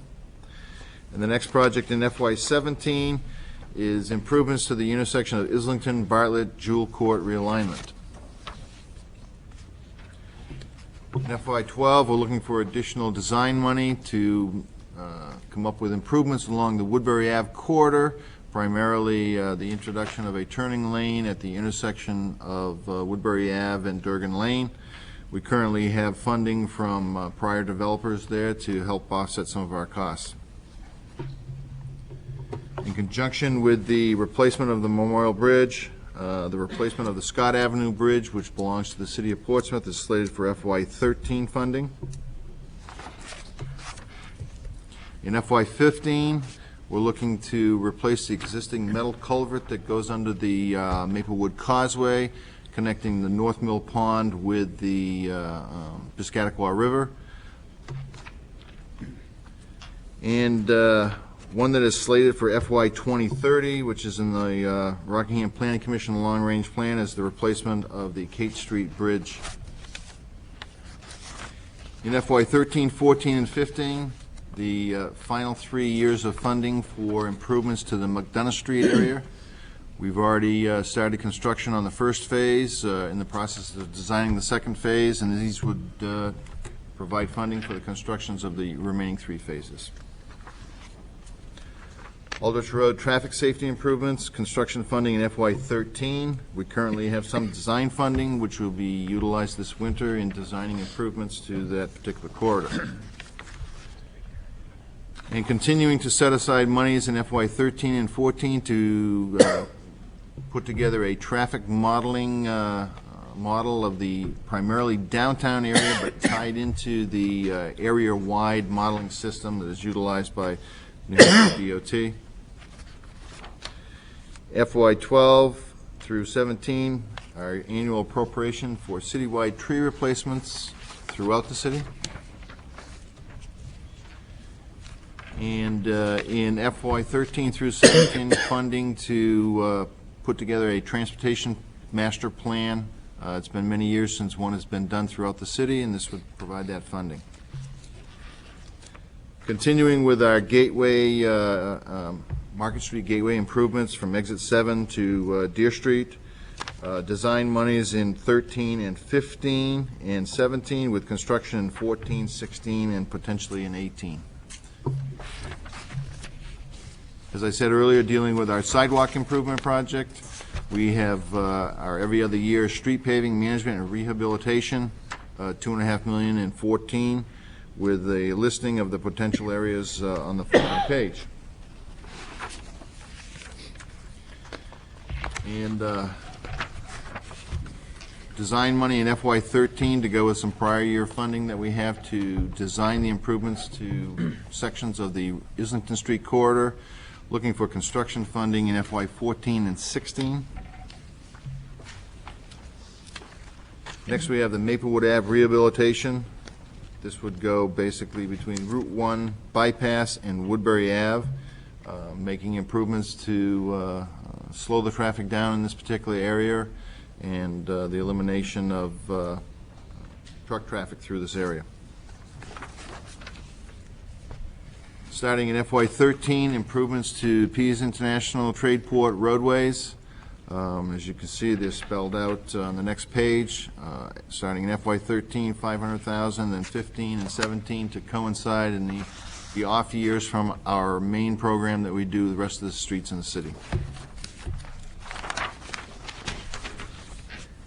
The next few projects are more for identification purposes, but are included because they have federal and state funding in them and no city funding.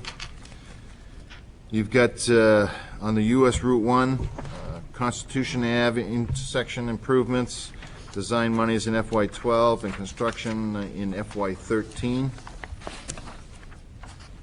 Replacement of the B&M Railroad Bridge over Bartlett Street. It's in the Rockingham Planning Commission 2009 to 2035 transportation plan, but does not have any designated year for funding and construction at this point. This project will essentially complete the extensive streetscape improvements we've been doing in Atlantic Heights over the last 8 years or so, and this is entirely funded with federal community development block grant dollars. Another New Hampshire DOT project, which is the improvements between Wilson Road and Constitution. There again, this is in the Rockingham Planning Commission long-range plan with construction and funding in FY 2020. U.S. Route 1 bypass north, the replacement of the bridges. They are slated currently for funding in FY 12. Traffic circle replacement. The project has been removed from the New Hampshire DOT 10-year plan, but still remains in the RPC long-range plan for construction and funding in 2025.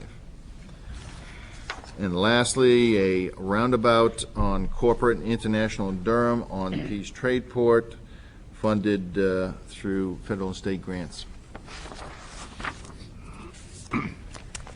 Good evening. My name is Peter Rice. I'm the city engineer for the Water and Sewer Divisions.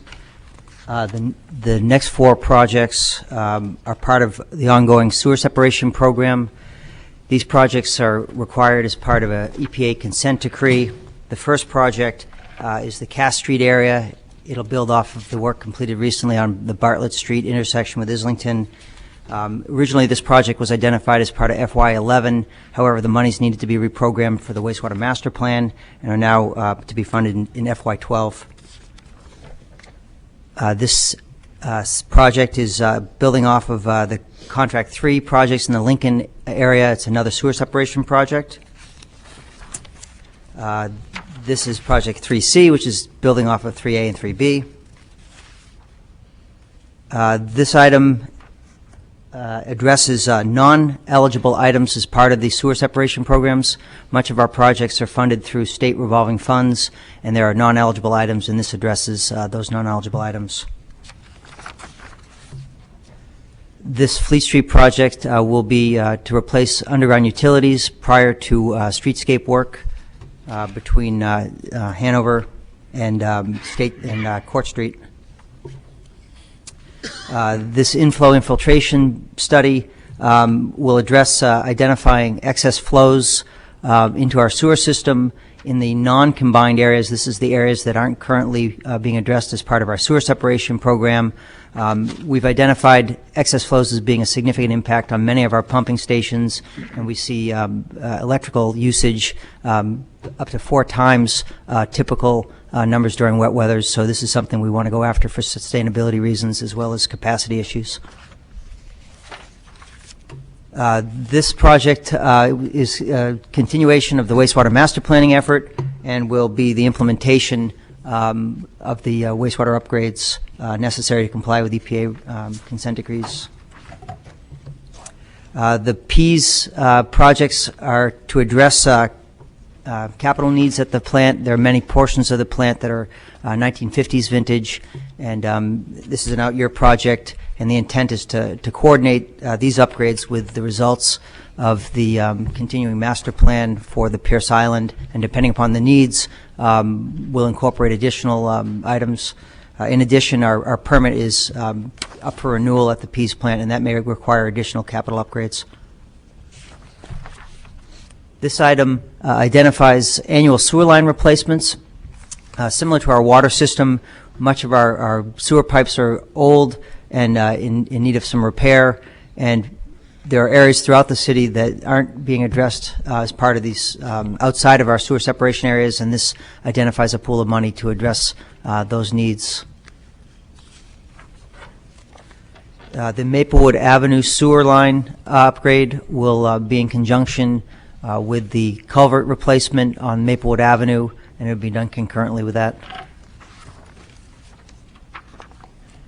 This final item is in conjunction with DOT's Route 1 bypass bridge upgrades. The intent is to plan for potential sewer line expansion to go from the Lafayette pumping station out to the Pease treatment plant. This option was identified as part of our master plan and is there as an out-year item if we need it based on the results of our ongoing wastewater master planning efforts. Good evening, David Allen, Deputy Director of Public Works. Under the water capital plan, the first item is the annual water line replacement. This funds typically water lines within the area where we're doing sewer separation or other road work, and we have aged infrastructure that requires replacement. The next project is Maplewood Ave water line replacement, which would replace existing infrastructure there with a new larger diameter 16-inch water line. This next item is a new one this year, and we've covered our water storage tanks in the past, and one of the things that we want to do is have a thorough study so that we can make sure that we're doing the right thing with these tanks, whether it's any sort of rehabilitation or sizing them appropriately when we do replace them. This next item identifies what we would see as potential outcome from that study, which is the Osprey Landing tank, which is one of the tanks that would be studied in the previous item. The next one is the Hobbs Hill tank, which is the tank on Pease that, again, is would be looked at as part of that study. The well station improvements, this identifies or provides money for a number of upgrades that we do on our 9 wells, which typically ranges from emergency power to SCADA system upgrades to improving the drives and the electrical system in the well station. And then the last one is the replacement of a water line that goes across Little Harbor that provides a backfeed into the Little Harbor portion or to the Newcastle portion of our water system. That is our presentation, Mr. Chairman, and we would be available for questions from the board if there are any at this time. Okay. Questions for anything we saw in tonight's presentation?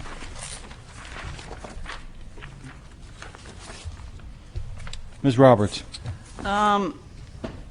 First, I should, as usual, say thank you. Every year, this report just gets better and better, easier to read, just more information. It's really kind of amazing.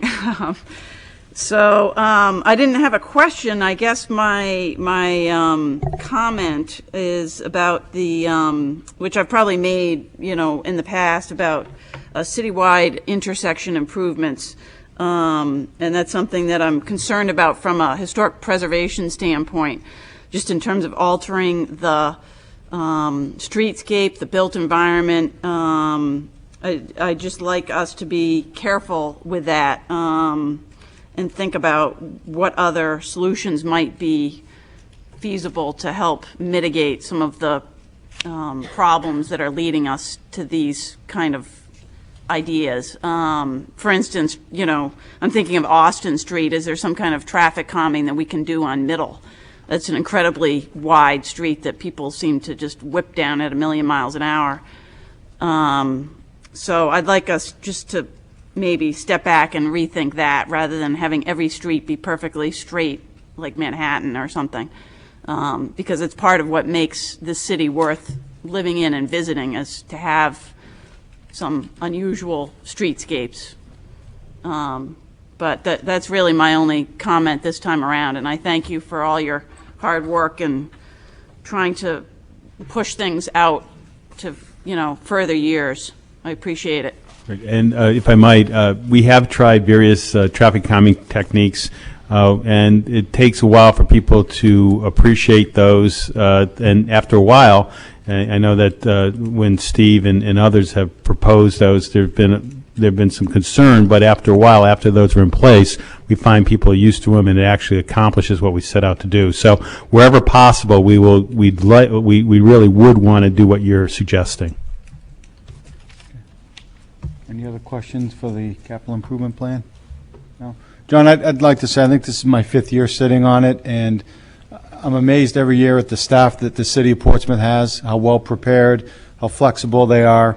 Like Paige said, this does get better every year, so everybody sitting here, thank you to your departments. You're always well prepared, you're willing to work with us, so I just say thank you to all of you. So. Okay. We need a vote. We do. I was just trying to give him a little thank you. So, just ready. I knew you would.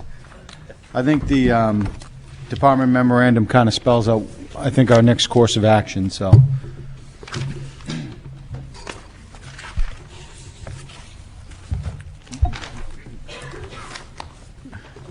Mr. Chairman, I'd move approval as presented. Second. So approval to adopt it and forward it to the city council? All right, we have a motion and a second. Any discussion? I'll call the vote. All those in favor? Aye. Aye. Any opposed? And the chair votes aye. Thank you. Thank you, Mr. Chairman. Thank you, as subcommittee members that worked on this as well, William and Don and yourself. Thank you. Thank you. It's a pleasure.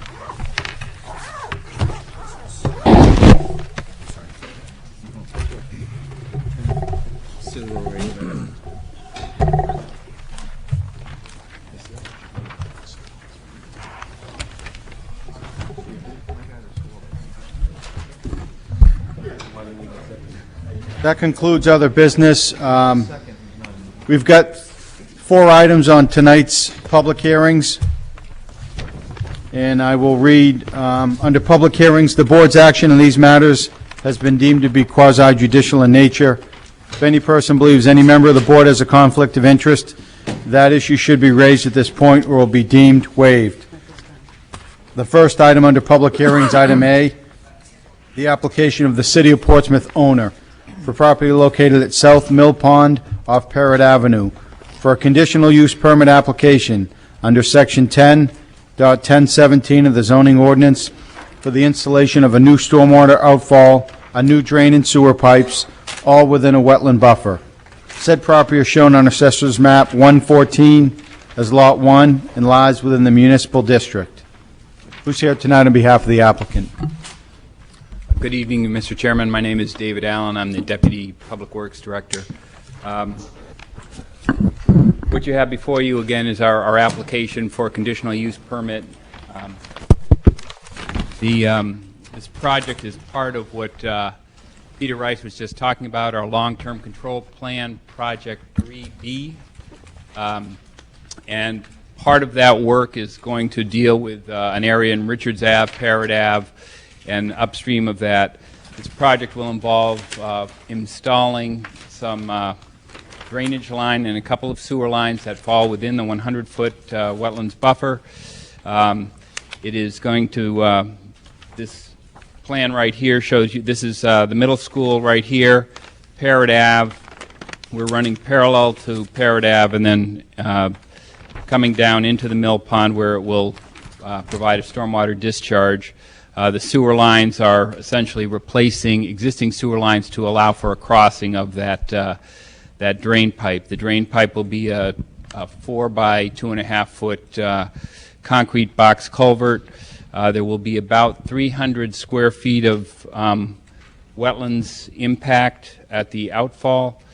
The project is, this piece of Project 3B is coming forward on its own to allow us to tie in the school project, which has its drainage system. I know that was before the planning board a couple of months ago. Their drainage system will actually be tying into this system, so we're kind of taking advantage of the fact that that project is going to be working in this area and will be working in that area. And that's, are there any questions?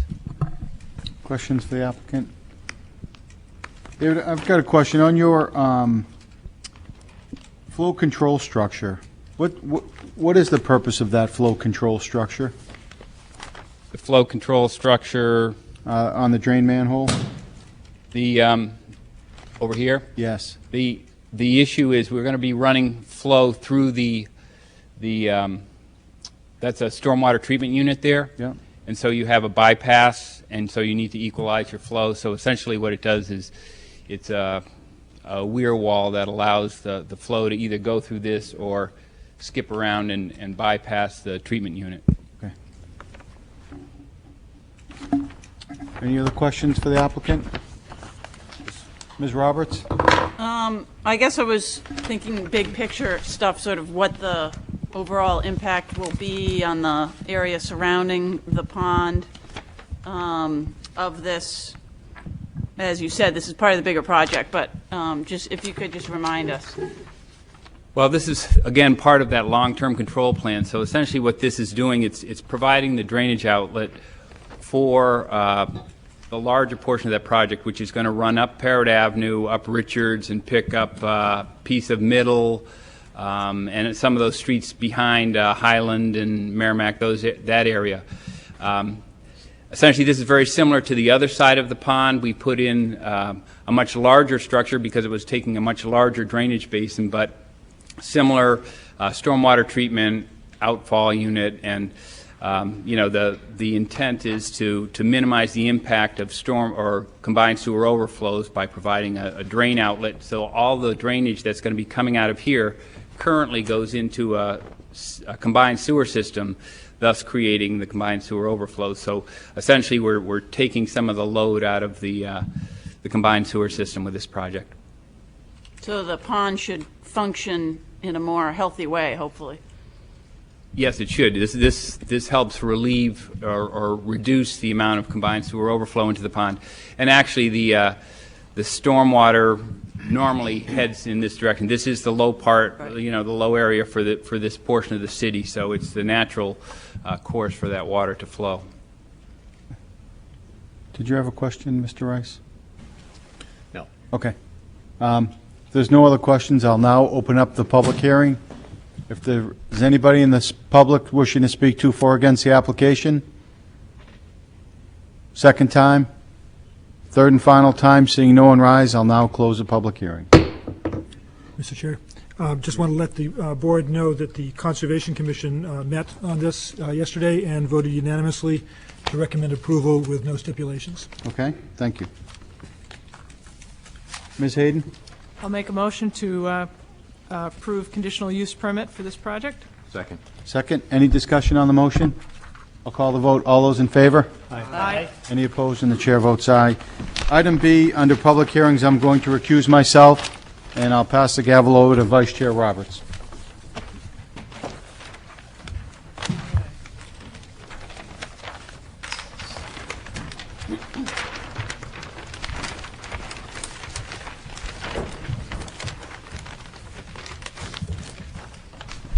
Mr. Chair, Members of the Planning Board, my name's Mark McNabb, and I'm here representing Martingale Wharf.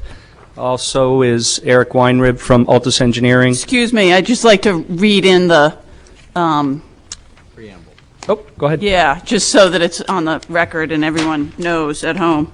Thank you. Appreciate the initiative. The application of Martingale Wharf LLC owner for property located at 99 Bow Street, requesting amended site plan approval to modify sidewalks and parking with related paving, lighting, utilities, landscaping, drainage, and associated site improvements. Said property is shown on Assessor Map 106 as Lot 54 and lies within the Central Business A District, the Downtown Overlay District, and the Historic District. Okay, now we can start over again. Right? Yeah, thanks. Chair, members of the Planning Board. My name's Mark McNabb, representing Martingale Wharf. Also present is Eric Weinrib from Altus and Malcolm McNeil as legal counsel for Martingale Wharf. This plan originally was approved on April 27th in 2006, and it was amended on July 17th in 2008. And we're here in front of you to amend the plan for the sidewalk and related parking. We're proposing the parking spaces, which are on the 4 parallel spaces on the northern side of Bow Street, which you can see on this plan here, or right over here, to eliminate those and replace those with one angled space on the the southern side of Bow Street, along with a 60-foot loading berth, which at nighttime will service as 3 parking spaces. So our position is in parking, it's a neutral position, and it's giving Bow Street a critical loading dock that it doesn't have today. There's many reasons that we'd like to see this plan go forward. If we reinstate the 4 parallel spaces, it moves the traffic closer to the angled spaces, which is the predominant parking going on Bow Street on the southern side. It also creates a lot of congestion up in the intersection of Bow Street and Chapel. Up at that intersection, you have cars constantly turning from Bow onto Chapel. And with the parallel spaces so close, you not only have people trying to get in and out of cars, but it blocks and creates a blind spot for people coming up Bow Street. So you just have a lot going on in that intersection. It's also a lot of mixed parking spaces. You know, you've got parallel spaces and you've got the angled spaces. It would be nice to just predominantly have the angled spaces so people are knowing what to predict in that area of the road. The benefits if we move forward with this is it has a much better road alignment the way it is today. Those spaces aren't there today, and that road flows much nicer around the corner. It's a sharp corner, it's a tight corner. To put those 4 parallel spaces, it pushes that road further away and just makes it tighter. So it does help eliminate the blind spots. It makes it a lot easier for pedestrians all in that area to cross without those spaces there. We have a real opportunity to improve the streetscape with this plan. There's few places in the city that you have an opportunity to make wider sidewalks. And this plan is in an important area because from High Hanover Garage, that sidewalk system is the main sidewalk system that really connects the whole waterfront all the way to Prescott Park. It's very active, as most of us know, in the summer. Kids, strollers, so it'd be really nice to increase the width in that area. The 60-foot loading zone is also a huge benefit. The last and most and another very important issue that this plan does is on the opposite side, the grades.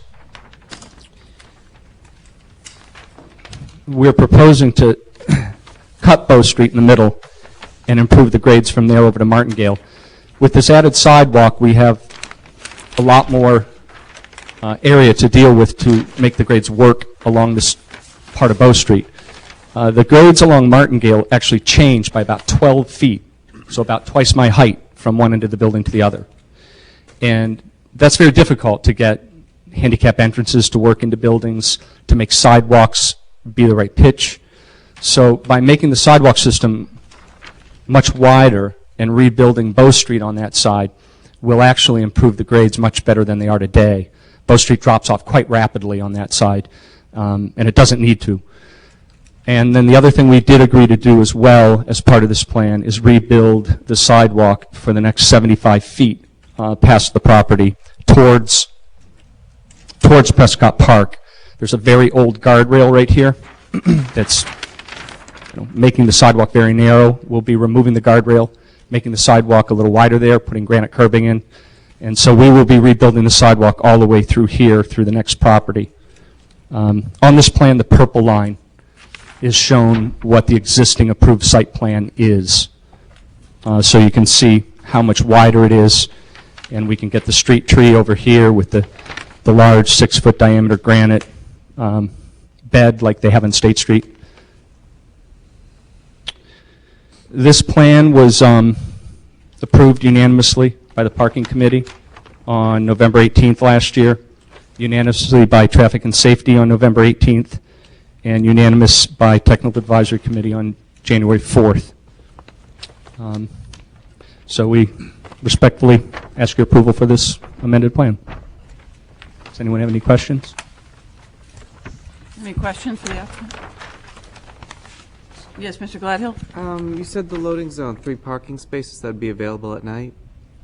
That's correct. The city's policy is at nighttime they're available for parking. Excuse me, is the landscape island that's referenced, that's the detail in the lower left, raised landscape island, is it a tree? It is a tree, that's correct. Okay. Anything else, or is it just a tree? It's a tree just like they did on State Street. Correct. Yes, Mr. Rice? I'm a little unclear as to where this additional parking space is. Can you tell me where that is? Sure. The existing approved plan, which is in purple, has a landscape island right here. When we remove that in this plan, that becomes an angled space. Okay. All right. Now I get it. Okay. Yes, Mr. Coker? Thank you. Just a question. As a downtown resident, many of us treat the loss of a parking place like a death in the family. Is there any way, let's just say for the sake of discussion, that those 4 spots, 1, 2, 3, 4, on the south side of Bow Street were left where they are. Is there some option to this plan that you have considered with those 4 places remaining?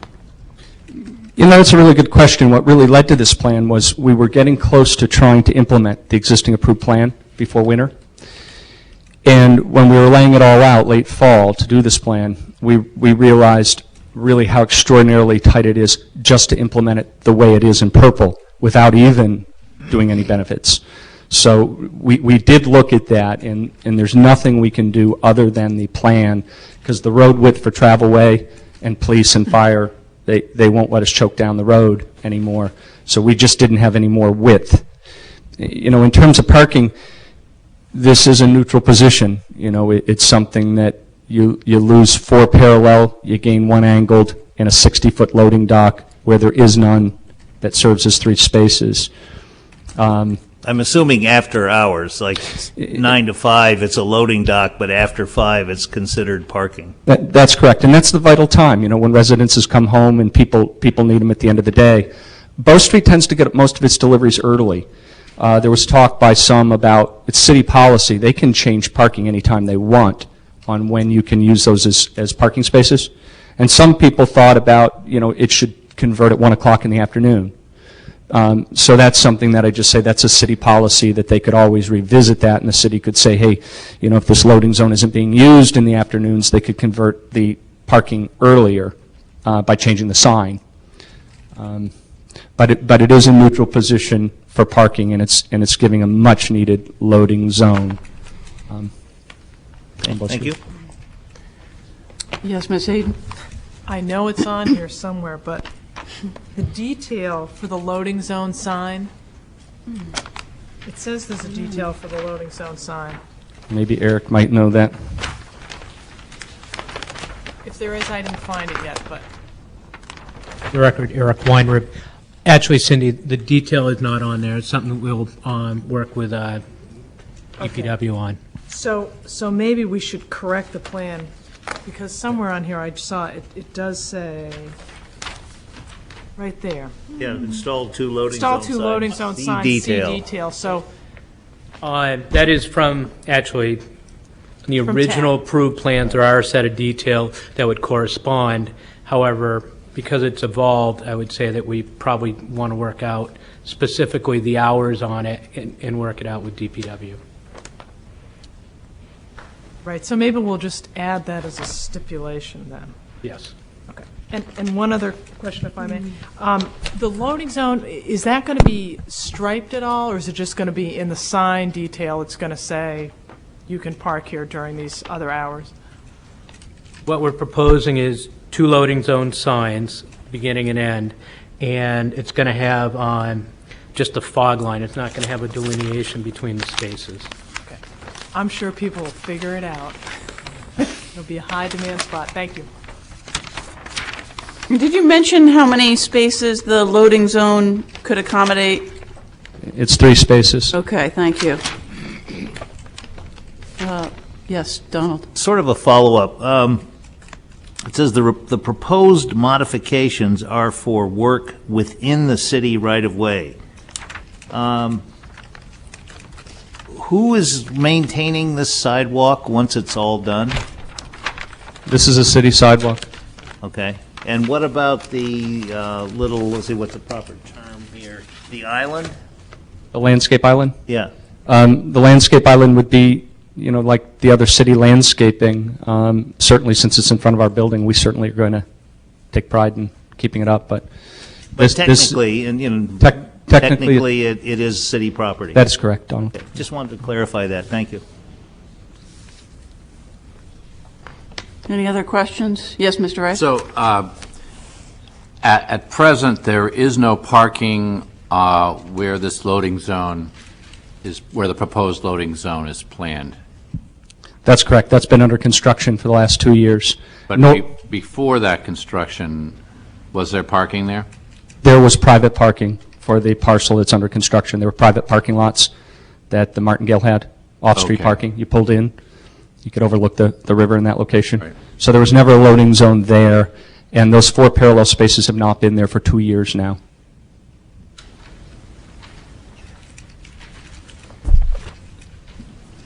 Any other questions? Okay, thank you. I'd like to open it up to the public. Are there any public speakers? 2 for or against? Please come up and state your name and address for the record.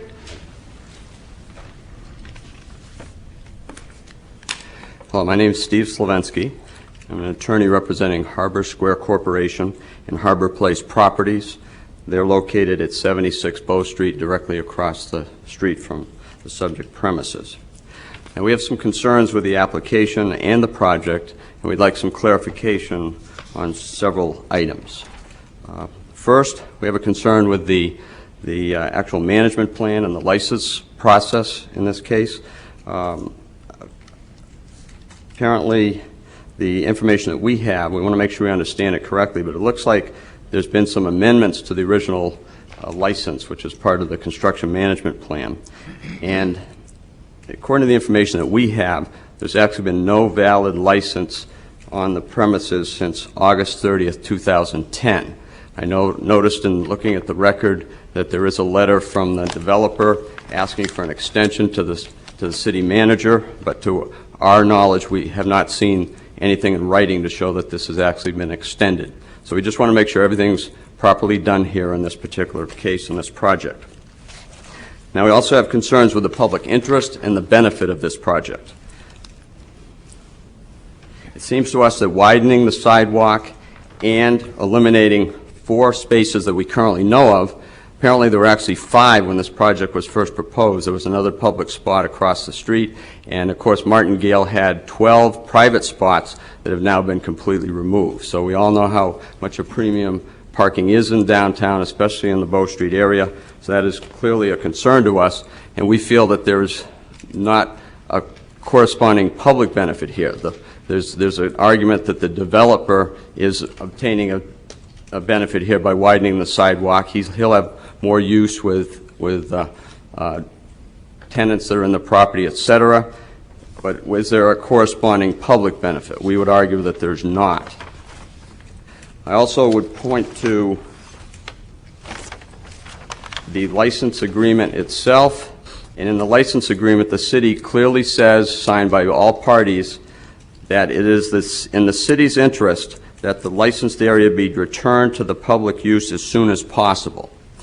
Now, those 4 spaces are critical. In fact, the developer, it's so important to the city of Portsmouth, they were requiring the developer to pay $80 per day for these 4 sites. So at this point, that's income and revenue that the city is going to be losing because those spaces will no longer be there. There's also businesses in the area that will be losing those spots for their customers and themselves.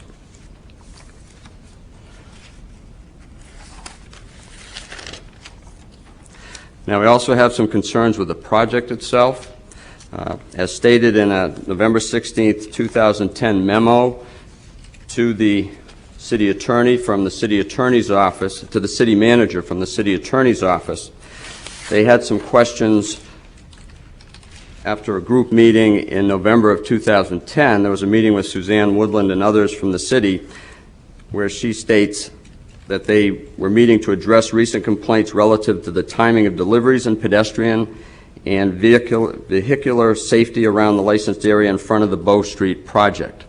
So this is of concern to us. We're not sure what the current status of that is. I know the attorney's office was concerned enough that they recommended there only be an extension through December 23rd so that they could see how the developer was responding to their concerns at that November 8th, 2010 meeting. And I know that David Desfossis also had concerns when they asked for an increase in the bond. He also talked about the delays and some of the traffic concerns at that time as well.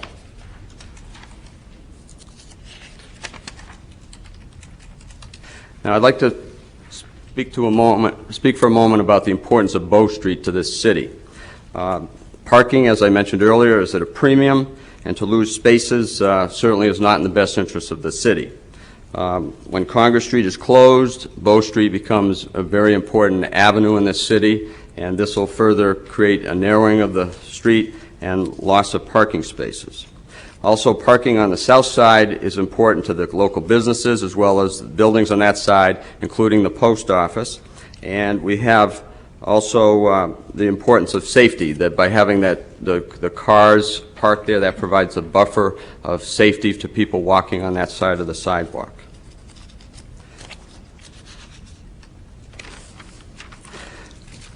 We also have a question on the notice to the abutters.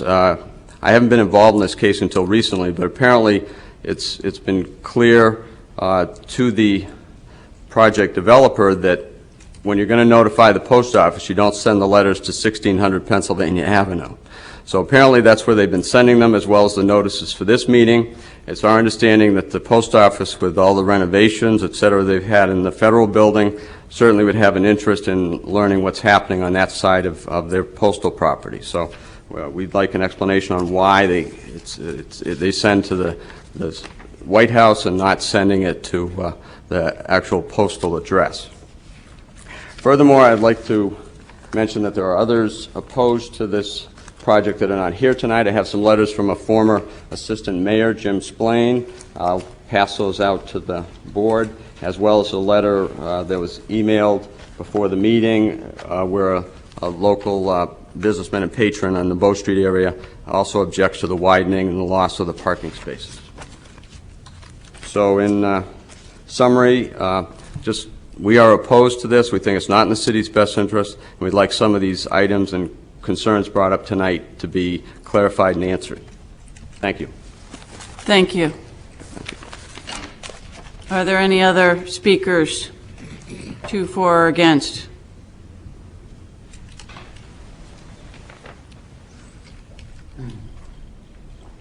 My name is Malcolm McNeil. I've represented this project for the last 4 years, as it has been opposed by this same gentleman who Mr. Slavinsky is representing for the last 4 years, as to every stage, every item that has transpired with regard to this project. There is no violation of the construction management plan that has been brought to the attention of the developers by the city. With regard to the license, at the time that the applicant became aware that the license was expiring, he made contact with the city. It's acknowledged that there has not been a formal extension of the license, and the license relates to the elimination of the parking across the street. But the applicant has continued to pay the fee that was required in the license, and the city has accepted the fee and is aware of the continuing payment until the project is concluded. With regard to the widening of the sidewalk, all of you are familiar with that particular area. I might say perhaps we should have done this the first time when the project was initially approved, but some things become apparent as a project goes along, and that is what has occurred with regard to this particular project. As far as the public benefit, I guess the best place you should look for that is your own committees and the people who have reviewed the project. The parking committee reviewed it in November of last year, unanimously approved it. The parking committee always hears about parking concerns and examines them very closely. Traffic and Safety Committee also considered the matter on November 18th last year and unanimously approved it. If any of you have been out there lately and notice that there are no parking spaces on the other side from the Martingale, the traffic moves through there much more nicely now than it did before. And that will be the condition when this is concluded. The Technical Advisory Committee met on this matter, imposed some conditions on January 4th, but unanimously approved it. And then your planning director, in his report to you tonight, also recommends approval. So if there's a question of public benefit, I think you should listen to the representatives of the public as opposed to someone who's opposed this project at every stage as it has gone forward. We believe it enhances public safety, and that appears to be the position of the public authorities that have reviewed it here. Otherwise, we never would have expected any of these agencies to approve what is going on. Now, I sat behind all of the public officials here, and I said to myself, as they were talking about the capital improvement program, maybe Bow Street should be a capital improvement. But this developer has come forward recognizing a need for improvement in a public space, will pay for it, will bring it into a better position, will improve the grading, will improve access, and will provide some assistance with regard to a transfer of parking. And additionally, as was said earlier by the applicant, if there are some issues with regard to the loading zone and the time of the loading zone, the city has the authority within its own powers to exercise control with regard to that particular component. The sidewalk will be nicer, the landscaping will be better, and we believe it will be an enhancement to a plan that brings activity to this part of the city with safety.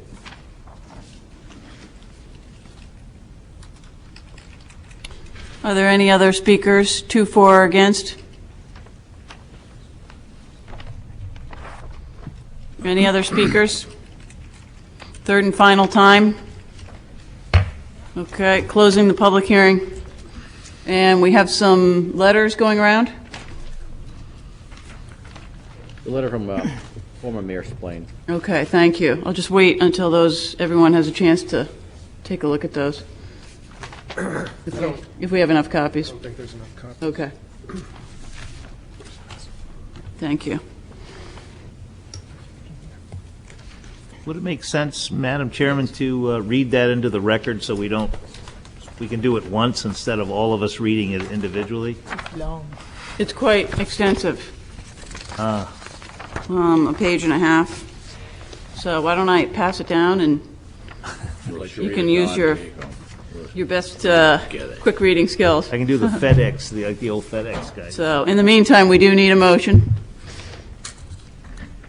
Yes, Cindy. I'll make a motion to approve the site plan amendment with the stipulation that I think would read that either a loading zone sign detail be added to this plan, or that we remove the words "see detail" from the plan, and the stipulation would read that the text of the loading zone sign will be reviewed and approved by the DPW, but the planning director is... I would suggest you say, I just checked the old plans, and the loading zone sign doesn't have hours on it, which I think is probably one of the issues. Right. So I would suggest you add a new detail be provided. Okay. Then my stipulation will be amend the site plan as presented and include the stipulation to add a loading zone sign detail that would be acceptable to DPW. Okay, do we have a second? I'll second and make a comment.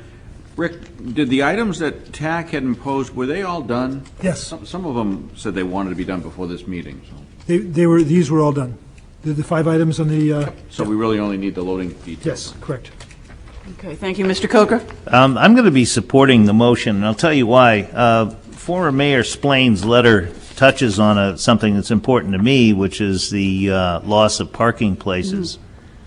But I've also lived in the city of Portsmouth since 1973, and I can't tell you how many near head-on collisions I've had going up Bow Street to turn right onto Chapel Street, where somebody is not paying very close attention. And they could drift over, or they suddenly think it's, still a one-way, and they come over. I think, in fact, this will, as much as I hate to see the parking places go, I would agree with Assistant Mayor, former Mayor Splain. I think the overall improvement in safety is a great public benefit. And as with anything that you do with public property, if you're going to change it in some way, there has to be a public benefit to doing so. I think that public benefit is here. I think the city streets are how many hundreds of years old? They're not going to get any wider. As we build buildings here, we have to make the best of what we have. So I will be supporting this. I think this is the best option that we have available to us. Thank you. Yes, Ms. Hayden? Yeah, I think that we should go by, we had Traffic and Safety Committee, Parking Committee, and ultimately the City Council who approved their recommendations, all unanimously reviewed the pros and the cons of what's being proposed here and endorsed it, widening the sidewalks, need for the loading zone. Yes, there's some daytime impact on parking, but I think they weighed those pros and cons. I've weighed those pros and cons, and so I'll be voting favorably. And I would just like to concur with what with Attorney McNeil represented, that there are no violations of the construction management plan. There are no violations of the license agreement. They are current on their license agreement payment through the end of this month for those spaces, for the record. Thank you. Yes, Mr. Hopley. And as a second on the motion, I'd just like to comment that I feel while the project is going to get its sidewalk either through this plan or the prior approved plan, the huge benefit to the public, I feel, is the improvement of the sidewalk on the property adjacent, removal of that guardrail, the widening of that sidewalk, which is just a tremendous amount of pedestrian traffic between the lower Bow Street area and Prescott Park. I mean, it's a major thoroughfare for pedestrians, and that alone is a huge public benefit, I feel. Thank you. Other comments, thoughts, questions? I agree with the statements that have been made, and I'll vote to approve it too. My only comment is I wish the landscape island had a little more landscaping. But again, I think that's a very minor point, and I think it's a improvement. Great. If I could just comment on that, I think that the applicant might have wanted more landscaping there too, as a green space. And if you look back through the record, there were concerns about visibility and that sort of thing, and I think that's why it got scaled back. So Understood. I think their first preference would have been that as well. All right. Okay. No other thoughts? Okay. Call the motion. Question? All those in favor? Aye. Any opposed? And the motion passes. Thank you. I don't know if we need this for the record at all.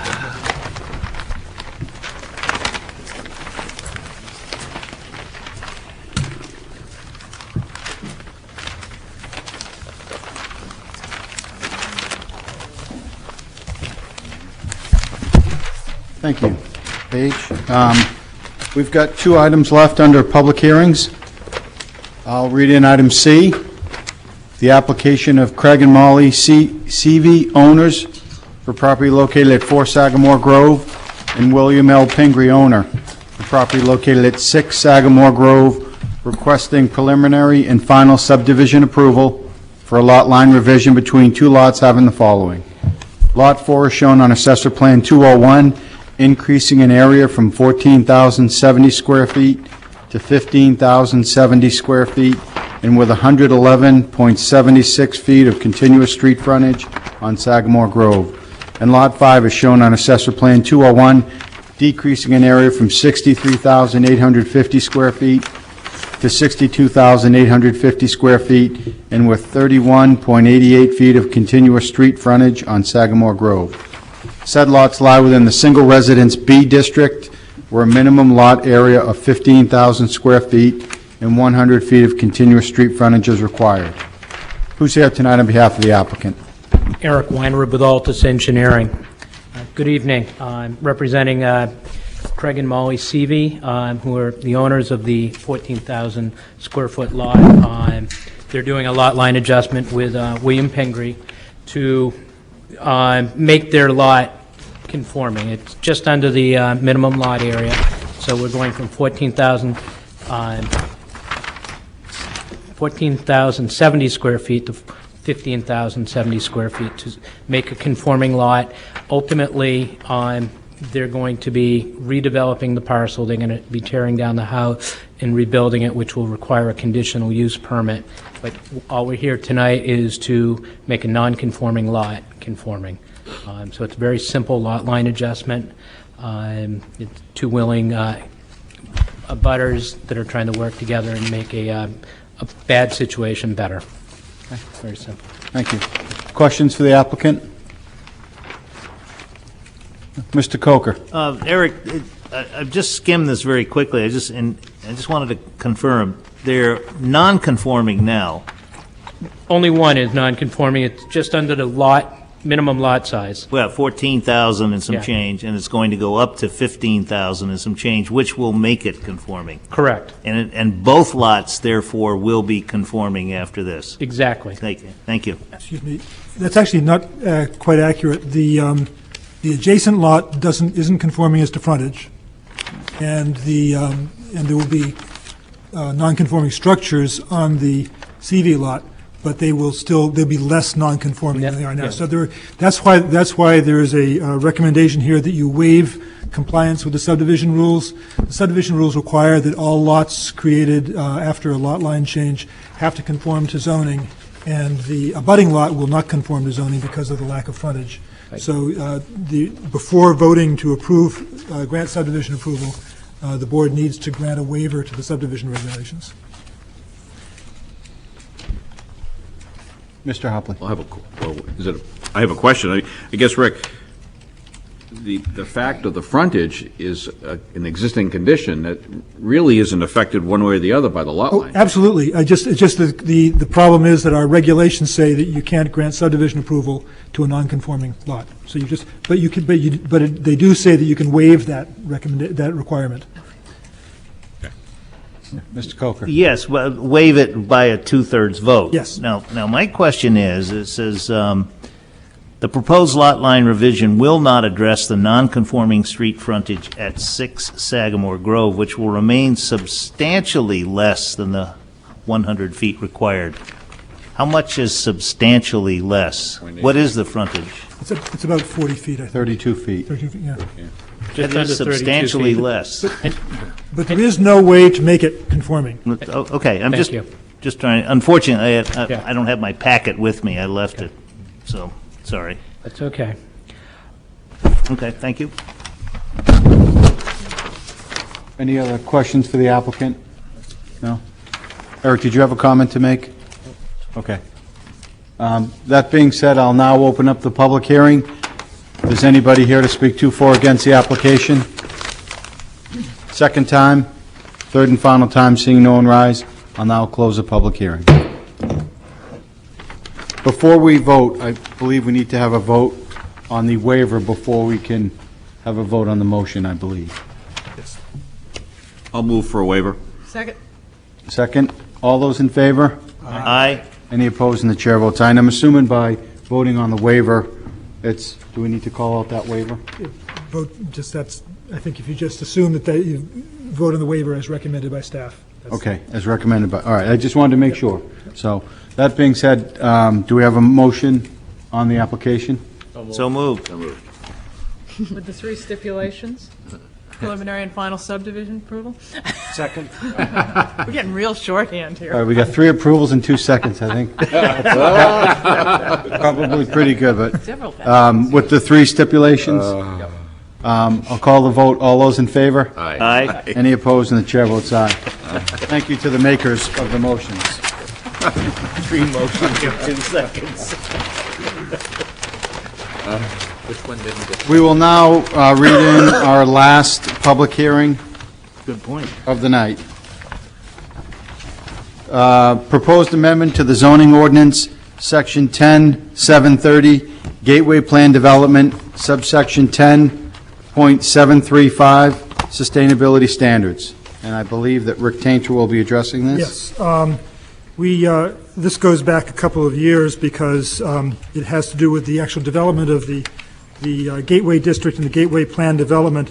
And when we were doing that, we consulted with, we were talking back and forth with Service Credit Union's project team because we knew they were coming in and we wanted to make sure that we were not blocking them. And we understood at the time that everything was fine with our Gateway Plan Development standards, but we've had a couple of bumps along the way. And as you recall, we just last fall approved a zoning amendment to allow for an increase in height that was needed to accommodate the design of their development. And just recently, it was discovered by the team that they were not able to meet our sustainability standards. We had one of the things we included in the Gateway Plan Development was the requirement to demonstrate the ability to attain LEED for Neighborhood Development certification through submission of a completed LEED ND project scorecard. Now, LEED for Neighborhood Development is a new standard that was just implemented last year, and it has a number of things that are point-based, like you achieve points to get to a certain level, whether it's silver, gold, or platinum. But there are also some things that are prerequisites that you have to meet in order to be certified at all. And in one particular case, there's an aspect of LEED ND that apparently cannot be met by the site, not necessarily by the development, but by the site, because it has to do with being located in a particular type of walkable area, and this is not located in a walkable area. So what we tried to do is try to come up with some alternatives, not to lose the goal of having a sustainability standard, but to come up with a little bit more flexibility.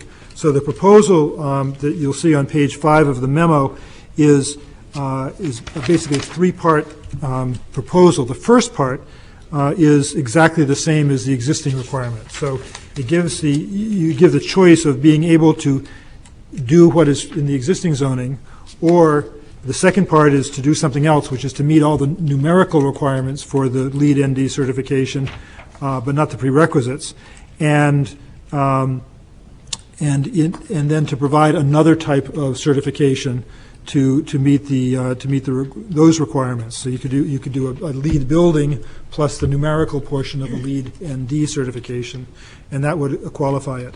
And then the third option, which is even more flexibility, is if there's another comparable nationally recognized standard that is equally useful for rating something for sustainable design and construction, it gives the planning director the authority to approve that alternate standard in place of LEED.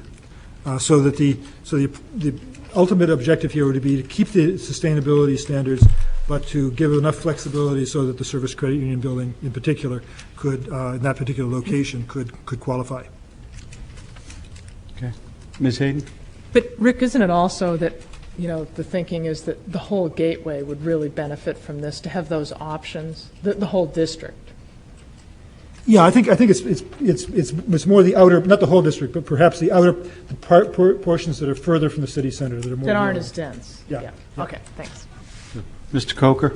I'm looking at this, the GPD shall demonstrate the ability, and it says the GPD shall demonstrate the ability, and the GPD shall demonstrate both, shall. Yes. And then at 10.735.30, it says, don't worry about that. Just in case you can't do it. I trust your judgment explicitly, but you may not be here in 2 or 3 years or 5 years or whatever. I wonder, and this is just for discussion's sake, whether it would make sense that the planning board make that decision as opposed to the planning director. That's quite possible, because the planning board, the GPD, is not a use that's allowed by right anyway. It's a use that requires a conditional use permit. So you could make that substitution yourself. So. And please, don't misunderstand me. I understand, there's lots of ways to do this, and I think the way I was looking at it is, let's have the planning director make the determination so that at least that is known before the application comes to the planning board. But because the conditional use permit is a discretionary permit anyway, you might as well have the ultimate discretion. So I think it would make, I think from my perspective, and I can't speak for anyone else on the board, I think I would like to see that that approval be granted by the planning board as opposed to the planning director. Okay, Ms. Hayden? My only thought on that would be is if our goal is to try and encourage sustainability and green buildings and green sites, isn't it important to announce some flexibility up front to projects so they see, oh, we could do one of those things, instead of get way far down the track and then wonder if the planning board is going to allow that? I don't think so, if I may respond. I think what you're saying here in the prior sections is the gateway, the GPD shall demonstrate, shall. That's it. You're going to do it or else. That's the terminology of shall, not may, but shall. I think they know what they're getting into when they get here, because they read the same regulations as anyone else does. You shall do this. But again, and I repeat this with all due respect, I trust your judgment exclusively, but you may not be here. And someone else may not have the same level of judgment that you do. Therefore, I think it would be wise for us as a board to have that approval process as opposed to the planning director. Let me ask you a quick question, Don. I'm assuming that Rick's position will always be somebody of similar intelligence and experience. In light of the planning director, do you want the planning board to approve the use of a comparable, nationally recognized, sustainable design? Is this board more qualified to do that than the planning director? More qualified. I would say we are not more qualified, but I think we're all fairly bright, and collectively I think we could make a determination. Yeah, I do. On a comparable, nationally recognized, sustainable design and construction rating. The onus is on the applicant to prove. I'm just asking, I agree that I think this board's pretty good. I also think the planning director that we're going to have, whether it be Rick or somebody else, in my opinion, can make that determination. That's just my opinion, but. See, and my concern, Don, is then an application has to get all the way to the board instead of the planning director can weigh in with an applicant, and it's early on in the process, so they have some read on it. This says shall, but it says you shall, but you can do either this or this or this. My own preference would be put this in place for now. Let's see from a year from now or 2 years from now, did it work? Is it working? Do we want to revise it? This is a new ordinance, and I don't know. That's something very different than we have done in the past to scrutinize options. It just doesn't feel right to me. Well, I trust the collective judgment of this board. So. Mr. My Blankenship. comment was to address your concern. And I'm not sure which way I'm going on this ultimately, but I mean, I suppose you could have the planning board approve upon the recommendation of the planning director. Again, to address your specific concern, which is if you think the first level of okay should come from the planning director because that person has the ability to say it's a comparable, nationally recognized, sustainable design and construction rating system, we would have the ultimate approval, but it would be on the recommendation of the planning director, so you have that person conducting that review. So again, my comments to address your concern. I'm not sure necessarily whether I'm agreeing with Don or Cindy at this point. Well, I like Cindy's point that we can always change it. Right. I mean, this whole lead thing is, to me, this sustainability standard is huge. I think no matter what we do, it's going to morph in the next 2, 3, 4 years anyway. I'd rather start early up front and not waste an applicant's time than get too far into the weeds and them say, gee. So, See, this is where the wheels fall off for me. I don't see where it is wasting the applicant's time. They're reading this and saying they shall demonstrate the ability to attain LEED for neighborhood development, LEED ND, certified level or greater level. It's very clear what they have to do. It's not like they're going to get through this and spend 2 years working on this and suddenly discover, oh man, wait a minute, I can't do this. I just can't. This is very plain and clear to me. Maybe I'm seeing something that nobody else is. well, let's get some input from everyone else and get a consensus. I think that's probably the way to do it. Councilor Spear? I'm going to ask, how would this operate in practice? So let's say it does take a year, 2 years for a developer to finalize before they come to us. And in the meantime, they will have settled on, let's say they used option 3, something that the planning director has approved. In practice, would the planning director, during the end of the meetings, the planning director's report, say to the planning board, we have a project coming up, just like you've done here. This is kind of a pre-discussion, and you would say, the planning director would say, we're going to look to approve these standards, which are different than the ones that are in items 1 and 2, but that would give the planning board a chance to step in early enough in the project to raise, if there were any red flags that a planning board member might have had, but at the same time, gives the planning director what the ordinance is proposing to say, the ability to, early in the process, make these determinations. So I wonder if in practice, if that could simply be done, and that way if planning board, because I understand what you're saying, and I wonder if that would simply be a way pragmatically to achieve the ends. And I don't know if you need to word that in the ordinance, but it might be a practice that the staff would take. Well, I think, this is the first application under a brand-new zoning ordinance, and so we're trying to figure it out as we go along. And I think my sense is that there may not be that many of them. There'll be the larger projects that will come in. So probably it would be the kind of thing that would come up in the director's report. Right. But it would be the kind of thing is where I would report that, yes, here's something I've approved, and maybe then that would lead to a discussion about, maybe we should be changing the zoning ordinance again to reflect this other nationally recognized rating system. And that would be sufficient for me, so I'm happy with the proposed standards. Ms. Roberts? This time I agree with Donald that I would prefer that to some extent the planning board, I think, should have some significant role to play in review of these kind of applications.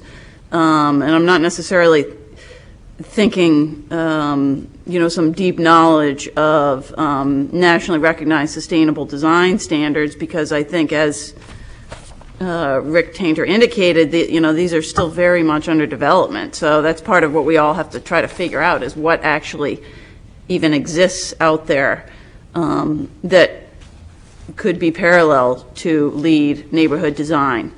So we're all going to have to work on that together, but there's a point at which I think it's our responsibility this is a significant enough scale that I think it's up to the board, not staff. I mean, obviously we're happy to work together, but I prefer that be with the board. Ms. Hayden? Rick, in the case of this particular project, they meet the second one, right, .20? I believe so. I'm just wondering if we're a little, you were trying to be forward-thinking with .30.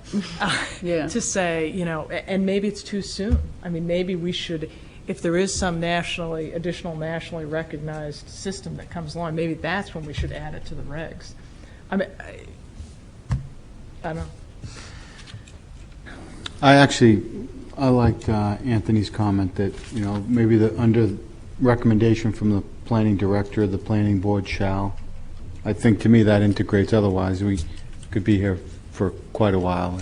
If I may? Absolutely. In conclusion. In summary? In summary and conclusion, two things.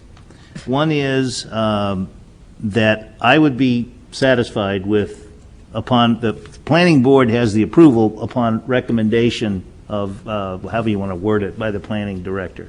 I think I would be comfortable with that. I really believe that, if I may be so humble, this board is probably one of the brightest, hardest working group of people in this city.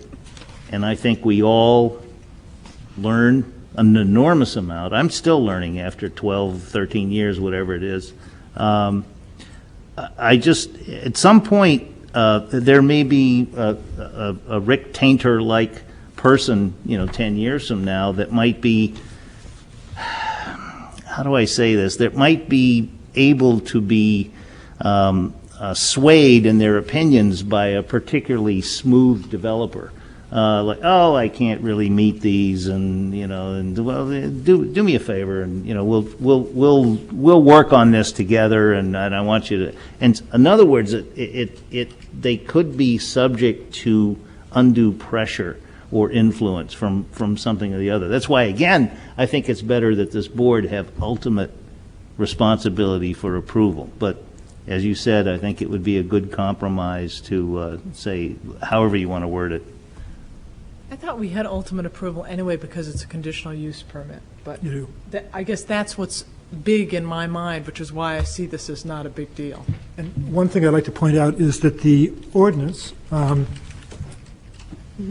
gives the board, it's kind of a gray area, which I had not really thought about. I didn't think I left any gray areas in this thing.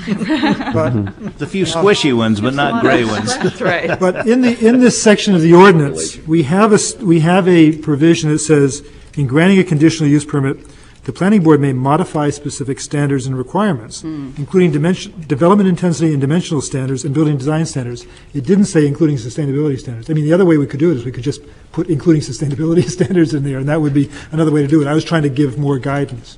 But you already have, through the conditional use permit, the ability to modify some standards, but it doesn't call out the sustainability If standards. you put that in there, That wouldn't be necessary, except that this at least gives guidance. Because And in fairness to applicants, I think we need to give them guidance on that. It's not a small issue if you're developing a project to know that. I mean, I think this whole gateway zone, we have, because it's a conditional use permit, we have far more control than we would, and flexibility. That's why I'm not worried about the specific. I know what you're saying about, what Rick might turn into, next week. But we have such control through the conditional use process that it doesn't concern me. Well, I guess I would not want to argue a complete conditional use permit on a narrow point like, well, actually, it's not such a narrow point. It's not a small point. I still would be happy with the compromise, the recommendations of the planning director with the approval of the planning board. So that's. I think that's fine. I think that we're so deep into the weeds at this point that. And I mean that. So I think what I would suggest then, if you wish to vote to approve this, is to vote to approve it substantially as presented, but modified to incorporate that idea, so that I can rewrite it to go to the city council without having to come back here.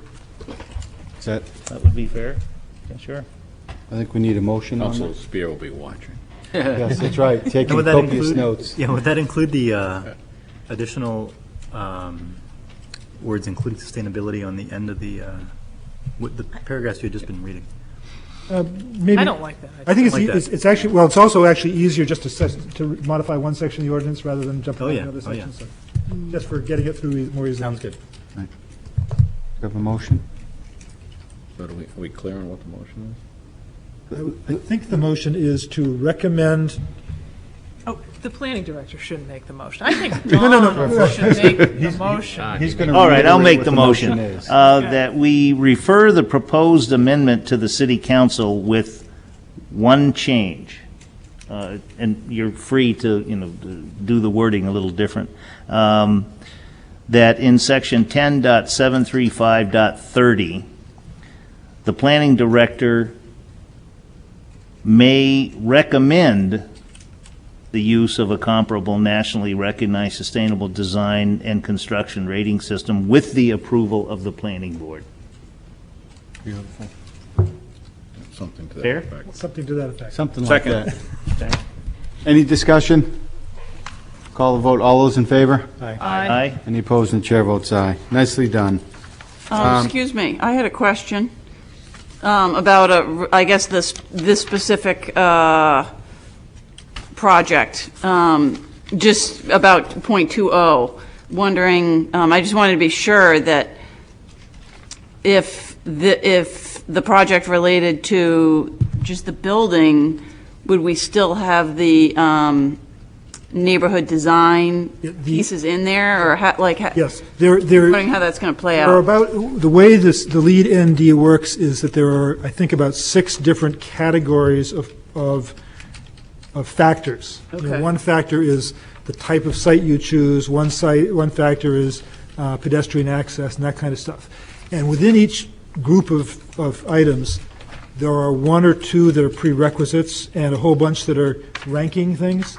So the way this is written is they would still have to meet the 44 points or whatever it is under the numerical things in order to meet the ranking things, but they might not meet 1 or 2 of the prerequisites. Okay, thank you. And I think when Great. this does come to the Great. planning board, this will be an amazing educational Yeah. experience for all of us. And I was going to say that this is an educational thing. I think that Lead ND is so new that the project team from Service Credit Union hadn't even worked with it before, and so they hadn't looked at the rating system to understand that their site wouldn't be able to make that, wouldn't be able to comply. So they're learning because they're having to come through our system. Interesting. Yeah. Thank you. I think all we have left is a city council referral and request. A request from the Music Hall Loft for property located at 131 Congress Street to install a projecting sign over city property. And this meets all the zoning requirements. If the license is granted by the city council, no other municipal approvals are needed, and so it's recommended that the board vote to recommend approval of the license subject to the usual 3 conditions. So moved. Second. Second, all those in favor? Aye. Any opposed? And the chair votes aye. Anything under planning director's Well, report? yes, on the same topic. Good. There has been some discussion about whether this process of taking a projecting sign license to the planning board and then to the city council is really necessary at this point. We've gone through this for about a year and a half now, I think, and there has been concern because of timing, how long it takes just to get the license for a sign. And so what is being discussed is the possibility of referring that or delegating that authority to the planning director. Again. With approval of the planning board. To make the recommendation to the city council. So rather than having 2 boards look at it, have the planning director look at it to confirm that it meets the zoning and so forth, and then refer it to the city council. And that will be coming up. Well, it's the city council policy, Yeah. so they will be taking a look at it. It used to be, went to the city council, they bounced it to us, we did our thing, and then We sent shortened it to them. once, so now we're shortening it more. And I think it makes total Hopefully, sense. if the council wants to go Absolutely. in that direction. Yeah, I think it makes total sense, And so. we're now coming to see the same license come back, or the same sign coming back for another license as a business changes. So we won't see any more licenses for signs. For signs, well, at such point as the city council makes this determination on this policy. I don't know when that's going to happen.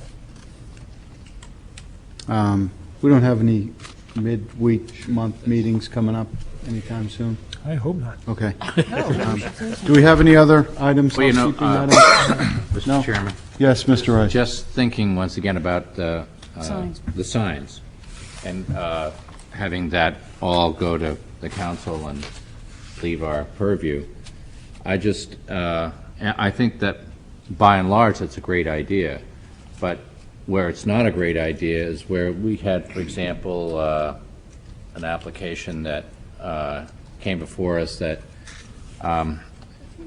would not have passed muster with the Historic District Commission and was a clearly inappropriate sign, and we sent it back for review. I forget exactly Yeah, I what the don't even specifics remember. were, but the vetting process was important in this case, that it come before us. Well, I'm not sure whether you were thinking about the page sign, which was, had some issues with it, which did have Historic District Commission type issues. And that would have come to this board anyway. Yeah. That was were a some very issues there. complex thing. I think that was If something, completely different. yeah, if something complies with the zoning, it's not going to go to the Historic District Commission anyway. So, I mean, the point of this review has been to confirm that it either complies with the zoning or there are some issues. And at that point, the planning department and the inspections department, I think, raised issues about it with respect to zoning. And so it came here, and then it got bounced back because of zoning issues, but it had to come here first because of the process. But if it complies with zoning, then it's never going to go to the HTC anyway. It's the only signs that go to the HTC that are projecting signs are those that require a variance. And that was the issue with that. So I think what happened in that case is that it went to the Board of Adjustment, and one of the planning board stipulations, sending it to the Board of Adjustment, was that it be reviewed by the Historic District Commission. So I don't think this is going to take anything out of the Historic District Commission's purview, as long as the staff are doing their job. Fair enough. Do we have any other housekeeping items? No? Do I have a call for adjournment? no move. Thank you. Good night.